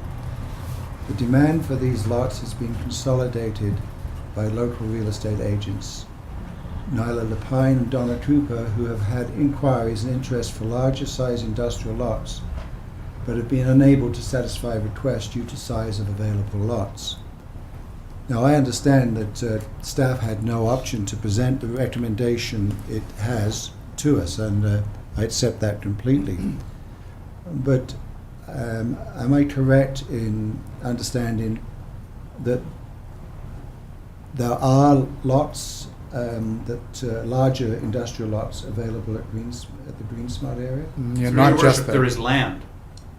All we're talking about here is land. That's a different thing than a lot. Yeah, because that's not So I'm telling you that lawfully, if you decide to go this way, you have a legal requirement to take this OCP change to the public for comment. One of the comments you'll get back, for instance, will be from Mr. Wick, owner of Greensmart, that he has lands that are absolutely appropriate to meet this demand. He has a belief about what that land is worth, and so far no one has matched that price. Yeah. And the value that he has and sees in that land is based on the plan that the city had with its regional partners, on which basis he invested. And that what you are doing really is providing him with a new competitor that will mean that his land values will go down. If you believe that is your role, market management in that fashion, yes, the price of industrial lots will go down. So to the point, if I can say, there is there is land that could be available. developed. That's all I need. Yeah, there is Thank land you. available, and some of the developers have not developed. Yeah. The one to the west of town is a perfect example of that. They did not start developing until they had the prospect of purchasers who said what size they wanted, Yeah. and they designed the land around the requirements of those people, and then started the development. So there are opportunities. So we don't I- want to give the message to any investors that there isn't, because there is lots. That's fine. That's why I can now support Good. the recommendation. Thank you. Excellent. So, seeing none else, no more then, so on that one there, the motion's on the floor, as per the recommendation, so all those in favor? Opposed? And it's carried. So then, under Mayor's business, let's do 9-1. 9-1 is the one that was down at the airport. The company that came forward, the application is there for the development permit application for All-Star Oilfield Contractors. In the last meeting, that was referred back to this meeting after I had had a chance to talk with the companies. You asked me to do that. So I did speak with this company. They did tell me that they definitely need to, for business reasons, have to have a presence here in Dawson Creek. They're trying to finalize all of the developments that they've done in their other communities. And so they've purchased this land and they want to have a temporary space here, temporary office here. His comment to me was that once, a couple of years down the road, once they finished with these other developments and finalized in the other communities, that then they are going to continue on and do the same here in Dawson Creek. Because he did understand and appreciate exactly where we were coming from, that you're going to have a Atco trailer on piling sandwiched between two $1 million buildings. And he agreed, and he did tell me that their plan is to do that. With that in mind, I did ask staff what our options are. We do have an option that we could go to them with a temporary use permit. So instead of going forward and saying, we're going to grant you the development permit as requested, we'll give you the development permit will be approved on a temporary use permit, which means they can have 2 years there, and at the end of the 2 years, then that's our request, then at that point, that they do some permanent investment. So this would buy into it. Jim, does that kind of cover off? Through your worship, or speaking to Mike Rotocci at the conference, maybe our best way of proceeding is with a voluntary agreement with the company that limits the time that that trailer is there. But if that's your direction and if they are willing, we're happy to explore that negotiation with them. Okay. Your ability to force them into that is nil. Yeah. But if they are willing to voluntarily do it, there's all sorts of creative agreements we could have. Yeah. Yeah, because if we just approved it as per the application that came forward, there's no further communications. Basically, they put the trailer there, and 5 years from now, it can still be the trailer there, right? Our hope would be then to have them voluntarily commit to, yes, we want to make sure we're part of a permanent investment in Dawson Creek, and see what they say. Mm-hmm. And if that's your direction, if council resolves that today, we can get going with that. They're under tight timelines. Staff can get going with that negotiation, and what will probably happen then is an agreement comes to you for authority to sign at your next meeting. Okay. So I'd like to make that motion that we go down that road and not just approve as their request was. Councillor McFadden? So moved, or second. Okay. So any questions on that one, or further on the discussions I had? No? Okay, so all those in favor? And opposed? It's carried. The only other one under mayor's business, well, actually a couple of things. First of all, I want to thank all of council. Last week we were all down at the UBCM. We had 100% of us down there, and I think and hope that it was good use of everybody's time. It was great to see all the other communities, and it was the first time actually in the history of the UBCM that they had 100% attendance from all local governments. So Really? I thought that was quite exciting to hear as well. About 1,600 people in attendance representing all local governments in British Columbia. So it's good to be part of that and all the different motions. You mean a delegate from every council, or Yes. every councillor in mayor? No, sorry. Oh. Every local government was represented. Okay. So, some councils might have only had half of them there, but there was Mhm. at least somebody from everyone in the province, which was good. So, just wanted to thank everybody for that. And then the only other one is under 6.5. We had that delegation this morning around the water source that came forward. I was looking to council because they do have a ask in there at the very end, saying that they would like to hear back from us on what our thoughts are. I'm not sure if we want to refer this report back to staff for now. Realistically, I don't want to have staff obviously wasting a whole bunch of time on it when we already have a direction from this council, but there is some valid information in here I think staff can look at and not necessarily validate. I don't want to necessarily use those exact words, but send it back to staff and to come forward with. Send it back for comment. Yeah. So are you making that motion? Sure. I'll make that first and then seconded by someone. Councillor Schumann, Jim, does that sum it up? I don't want to. This is not something that I want to see staff spend a whole bunch of time on. I know we're busy with other stuff, but at the same time, there is some important information in here. One thing I really want to highlight is the fact that it's getting closer. The numbers are getting closer to what we're hearing in the industry. We're not hearing the $50 and $20 million from people anymore. We're starting to see it's closer to $60 million plus. But I'm not sure. Is there any value, I guess, Jim, in staff looking at this and coming back with any comments? Through your worship, so stepping back from where we understand you to be now, water security has been an issue for every council I've ever worked for, and it was a strategic priority of council this year. Previous year, and a water security report card came forward, detailed what you were doing, and made the recommendation that a reservoir was your next strategic priority. Council endorsed that at strategic planning this year and directed that we actually go to engineering for a water reservoir. That's where we're at now. The proposal suggests that you abandon that path in favor of another path. There is a number in the report that is generated by the committee in conversations with unnamed individuals. I have no way of verifying that number. The names of the individuals are not supplied to me. I can't phone them up and ask them how they base those numbers. No documentation was presented to tell me where I could potentially evaluate those numbers.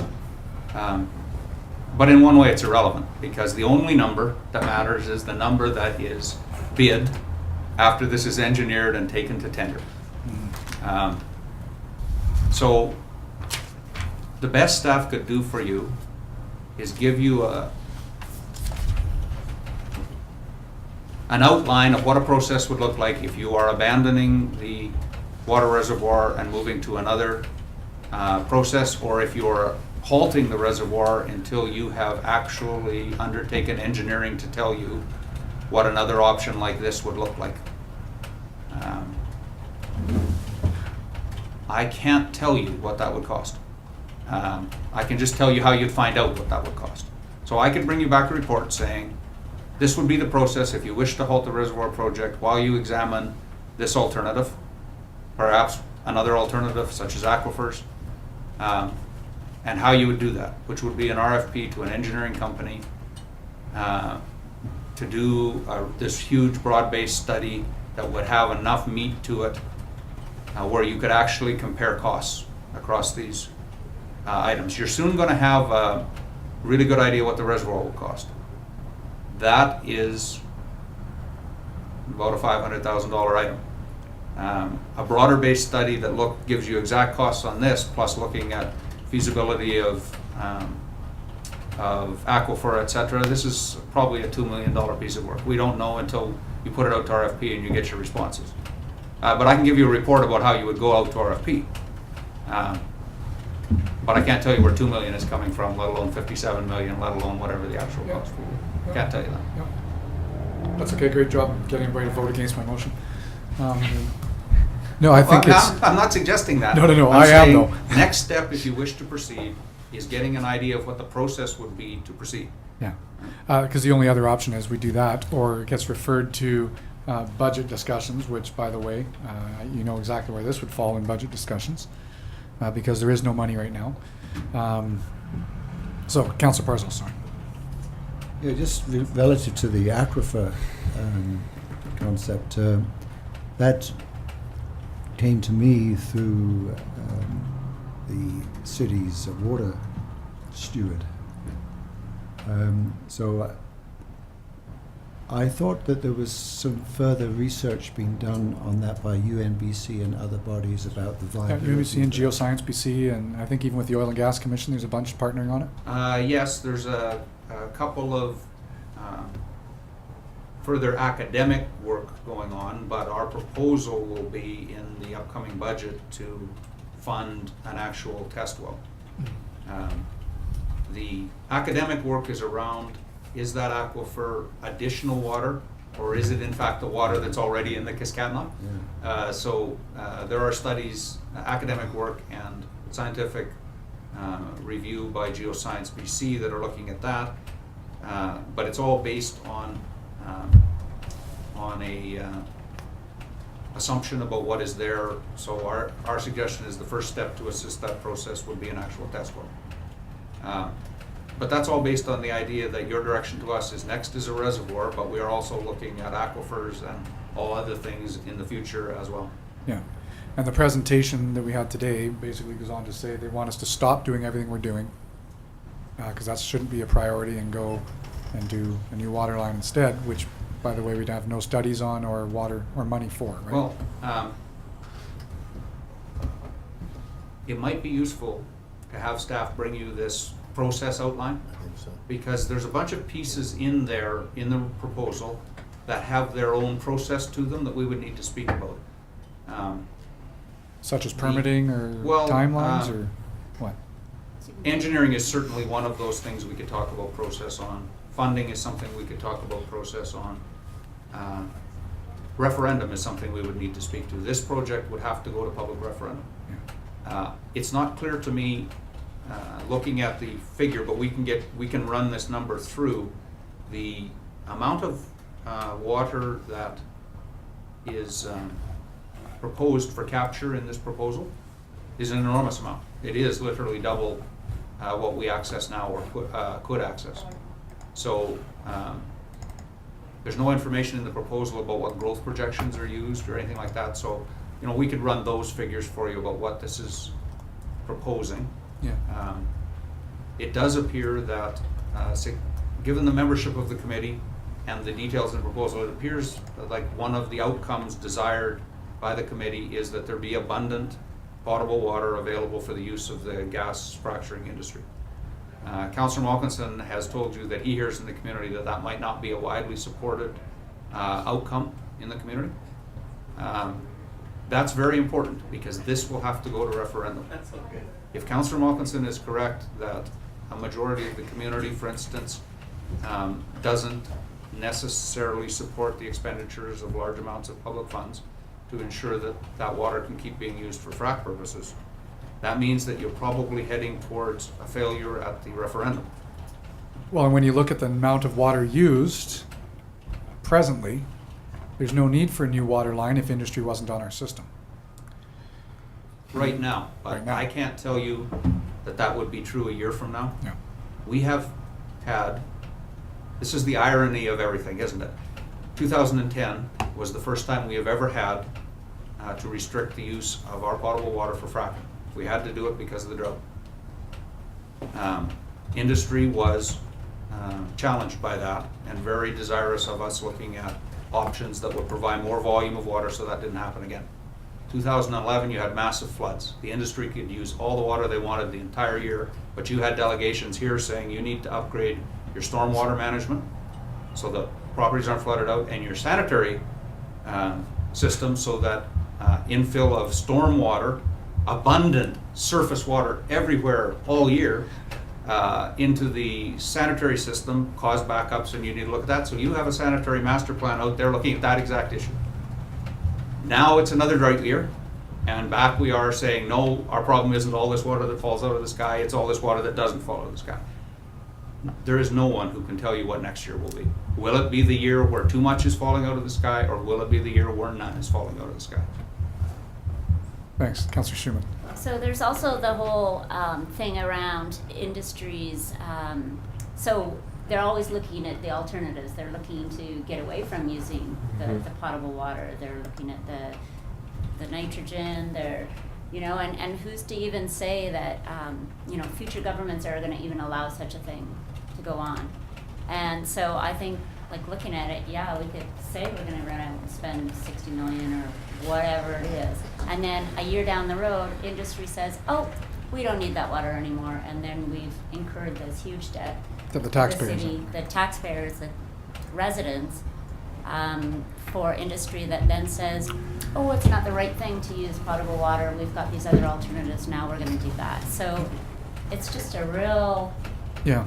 So I think it's all up in the air. I think if you could have that though, Jim, if we're able to get something back on the process, just so it's outlined, because we do hear this in the community all the time, why aren't you just doing it? As if it's that easy. And it could be, you know, something like this with the processes we'd have to go through. It's, what we could line out for you is what the processes are and what information you would need if you were going to proceed along those processes. I mean, I do not for 1 minute suggest that this committee didn't do their homework. I believe they did. They have talked to people who are in that pipelining industry. I think this figure is the best figure that they are able to develop at the moment. But we know that because we know the committee. The individuals who came here and presented to you are well known in the community with reputations at stake. They're not going to give you a figure that they pulled out of and part of their anatomy. They're going to give you the figure that's their best figure. However, I don't believe you could go to referendum with their 2-page proposal that says the committee of 4 of them have talked to people and the price of $57 million. I don't think the community generally would consider that enough due diligence for you to go to referendum. I mean, the report can speak to those due diligence pieces. You know, I think if you were going to vote to encumber the community with $57 million of debt, for instance, you'd want more information than what's provided. Well, exactly, because they'd also need to know what does that mean to my water rates, to my taxes, to everything else. There's a So we can cover all that off. We can give you a report about the pieces of information that would go forward in any process and the processes that would have to go forward. We can't predict the weather. What we do know is, since 1960, you have been on the Kiskatna River as your water source, and throughout that entire time, it's been a very vulnerable and costly source. You have a Class 4 water treatment plant exactly because the quality of the water at the Kiskatna is so abysmal. It's bad quality water. It has had many vulnerabilities attached to it. It was an interesting decision of our forefathers to locate where they did, and you've been living with that decision ever since. So I would not for one moment suggest to you that there are no problems with the Kiskatna River. And I can't tell you whether the problems are going to get worse or better into the future because we don't know what the weather will do. What I can tell you is we've had that water source for 52 years now, and you have had what I would call extreme need to restrict use and conserve water 5 times in 52 years. 2 of them been in the last 3 years. So if going forward it's going to be 5 times in the next 52 years, I think you can all live with that rather than spend 57 million or more. But if it's going to be 2 out of every 3 years, then that expenditure equation is different. Yeah. Councillor Schumann? Yeah. I'm also thinking about the different modeling that we've seen around how climate change is going to affect agriculture in our region, et cetera, and like we can look at those, we can look to that as well to sort of try to guess a little bit about what the weather will be. That was a factor in your decision that your reservoir was your preferred approach going forward.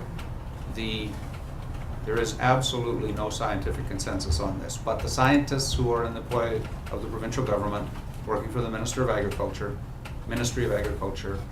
are of the belief that what you're going to see is more like what you saw in 2011, which is there's going to be significant rainfall or snowfall in the spring, significant rainfall or snowfall in the in the fall, 1 or 2 events in the middle of the summer, and otherwise very dry.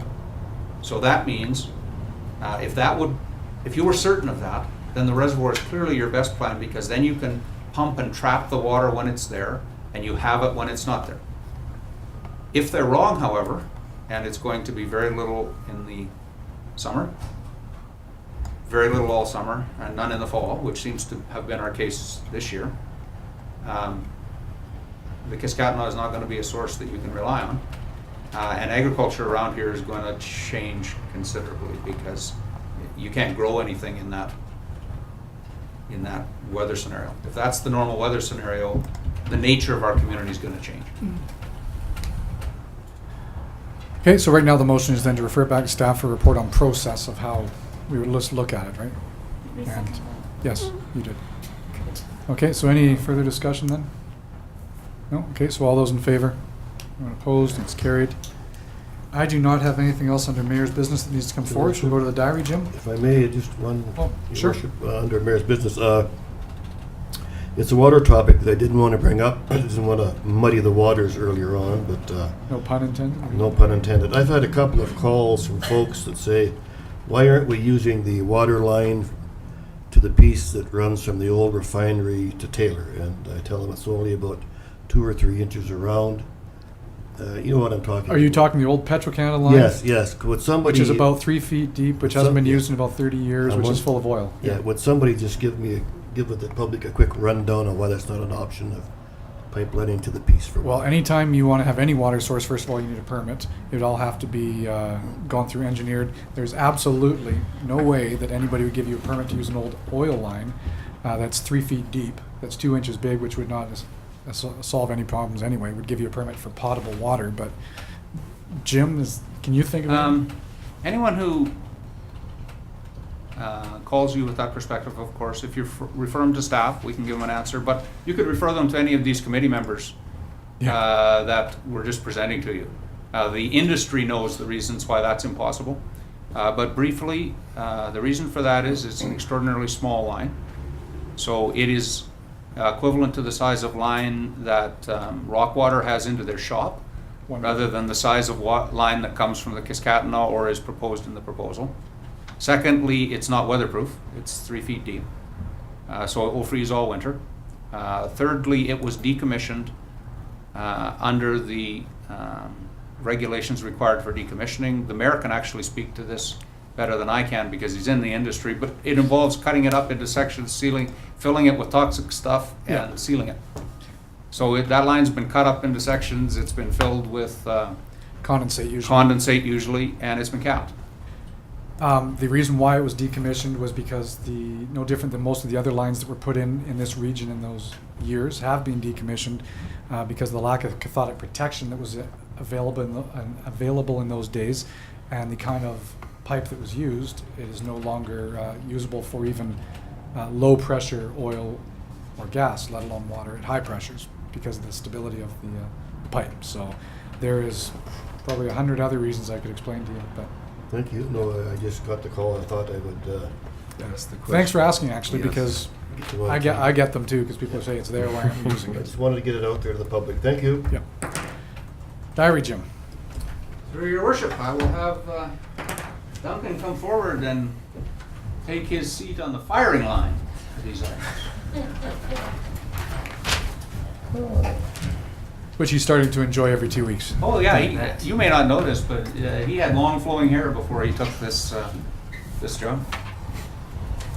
Okay, good morning. So report back on Calvin Kirk Center. So the weeping tile tender closed on September 14th, and we received no bidders for the weeping tile work. So staff are working closely with MHPM right now to identify some options to complete that project moving forward. We'll present that during the October 22nd closed meeting. As a budget update will be included with that report to council. As far as the current construction on the project, as per our last site visit, everything's still on track for the anticipated December completion. The commissioning team has met regularly and partook in a meeting here not long ago. They're looking at the mechanical system and some of the electrical systems, so they're well on their way now with the commissioning and regularly on site. And been selected for a random audit by the Building Canada Fund. Of course recently. we have. Random, which we fared very well. The initial word from the auditors was that our finance department did an excellent job and has tracked the project and documented the project to date very well, and that they didn't see any glaring concerns at this point. And Is that the new local government auditor general that you're referring to? Or? Actually, no, Your Worship. When you sign on to any of these grant programs, Build Canada, Canada BC Infrastructure Program, you take on accounting requirements. You're contractually obligated to certain forms of information gathering and reporting. Okay. And the auditor comes in to make sure that the bills that you are submitting to that program are backed by all the documentation you committed to supply. And they had allotted 2.5 days to be here. They were basically here a morning because this will just shock and amaze you, but Shelley's shop doesn't lose documents and doesn't fail to live up to contractual obligations or fail to track expenditures. So they were out of here in a hurry because everything they needed was here. That's thanks to Shelley and her shop. They were certainly free with horror stories about other locations where that wasn't the case, but very proud of Shelley's department for the work they did. As we usually always are. As am I. As Yes. am I. Thanks to staff. Yeah, thanks. Can I take you back to your first comments? Sure. Just because I think they are very important that we highlight. So, as we said, we want to make sure we put out an RFP, a tender, for doing the weeping tile. Nobody bid on that job. So we had a mandatory site visit, which one company attended, and that company decided not to bid, so we received no bids. So the reason why I bring that up is because our plan of trying to have a bid to have that work done before snowfall and freeze up before winter is not going to happen. That is correct. That's why we didn't rush a report to you at this meeting. The reason it will be enclosed at the next meeting originally is because we need to speak to some contractual and some legal matters in that report. And then we're assuming that once you have work through that information, that there will be a public release of whatever you decide to do going forward. Yeah. It's especially problematic to us that there was a site visit and no bid. That meant that someone who knew they had no competitors still didn't put a price forward that would have, literally, there would have been no constraint on them except their view of what you could afford to pay, and they still didn't bid. So we'll have some recommendations about how to solicit a broader pool. Yes, advantages and disadvantages of a busy economy. 10 years ago, you probably would have had 10 companies bidding on it, but there's work out there, so. Downside, okay, thanks. I just want to make sure that council really understood the ramifications of that. So. You want to say something, Councillor Parslow? You look like you're biting the nails, Well, so to speak. I don't know if what I want to say is appropriate. Good, so wait for a close. We'll wait until private time, maybe. Okay. Okay, so maybe on the, maybe better news, water reclamation project? I believe that's on the agenda for council to remove. I did my last report last week. Now that you've set your 250 rate, we suggest that that can come off. It's an operational matter now. So. Perfect. You want a motion to that? Yes, Okay, we so do. Councillor Malkinson, seconded by Councillor Schumann. All those in favor? Opposed? And it is carried. Thanks, Duncan. If there's no other questions from council? I was just wondering if there's something we can add back on to Duncan.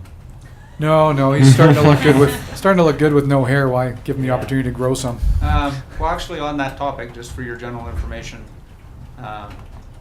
we do not have a human resources department, so we actually require Duncan and Barry to carry that function. Our collective agreement with Canadian Union of Public Employees is expiring, so the next piece of work that you'll see from Barry and Duncan is, again enclosed for the obvious reason, is a report seeking a bargaining mandate for that negotiation. So he has lots to do. If you're thinking that he may be, kicking around the coffee machine with nothing much to do, that's not the case. Your worship, I Go guess ahead. while he's here, how are you coming with the Mile Zero flower project out there? I see loaders and backhoes and people and shovels and Yeah, stuff. It's coming along really well. Yeah. I haven't been out there here recently, but I understood that we were aiming to be done early October. Yeah. In part because we're looking at completing the roof on the Sedaten Hall and the information building. So we need the garden completed so that we can move in there and re-shingle that roof. Right. Thank you. Awesome. Okay, so on that, then we'll move to the consent calendar for someone to move, if they so choose. Councillor Schumann, seconded by Councillor Malkinson. All those in favor? Opposed? Carried. Strategic priorities chart, Jim. I know we've been busy the last couple of weeks. Okay, so your worship, I haven't updated this, and so Brenda has taken this in hand, Brenda and Tyra. They're actually going to write the report suggesting the changes to the strategic priorities chart because they're tired of me farting around and not doing it. So you'll get it at your next meeting for sure. Kind of thought we would now that you've assigned it to a female person on staff. We know it'll get done. Ooh, please don't quote that in the paper. Sexist comments. Right? Yeah. No, it's just we know. No, it's that a they get the question of work done. capacity, not gender, your worship. Yeah. Question and answer period. I'm assuming nobody signed up for that, Brenda? It doesn't look like. No, there's been no one. So we'll move to media question period. So we'll look to the media and welcome Will from the Dawson Creek Daily News, new reporter, who is here. But at this time, usually in the meeting, if you want to be asking questions, you can. At this time, of course, council makes himself available right after this if you want to have independent, private conversations, your choice. Okay, yeah, no, I just, what do you want to? No, I'll go after. Okay, go ahead, Yeah, Will. no, let me just look at my questions, just make sure I've got But, no, I guess, yeah, no, I think probably a lot of it can just be done, maybe with just the mayor present, probably, if that's all right. Of course. Okay, so on that, then motion to recess into the close then from council. So Councillor McFadden and Malkinson. All those in favor? Opposed? And it is carried. So maybe 5-10 minutes, everyone. So we can do that.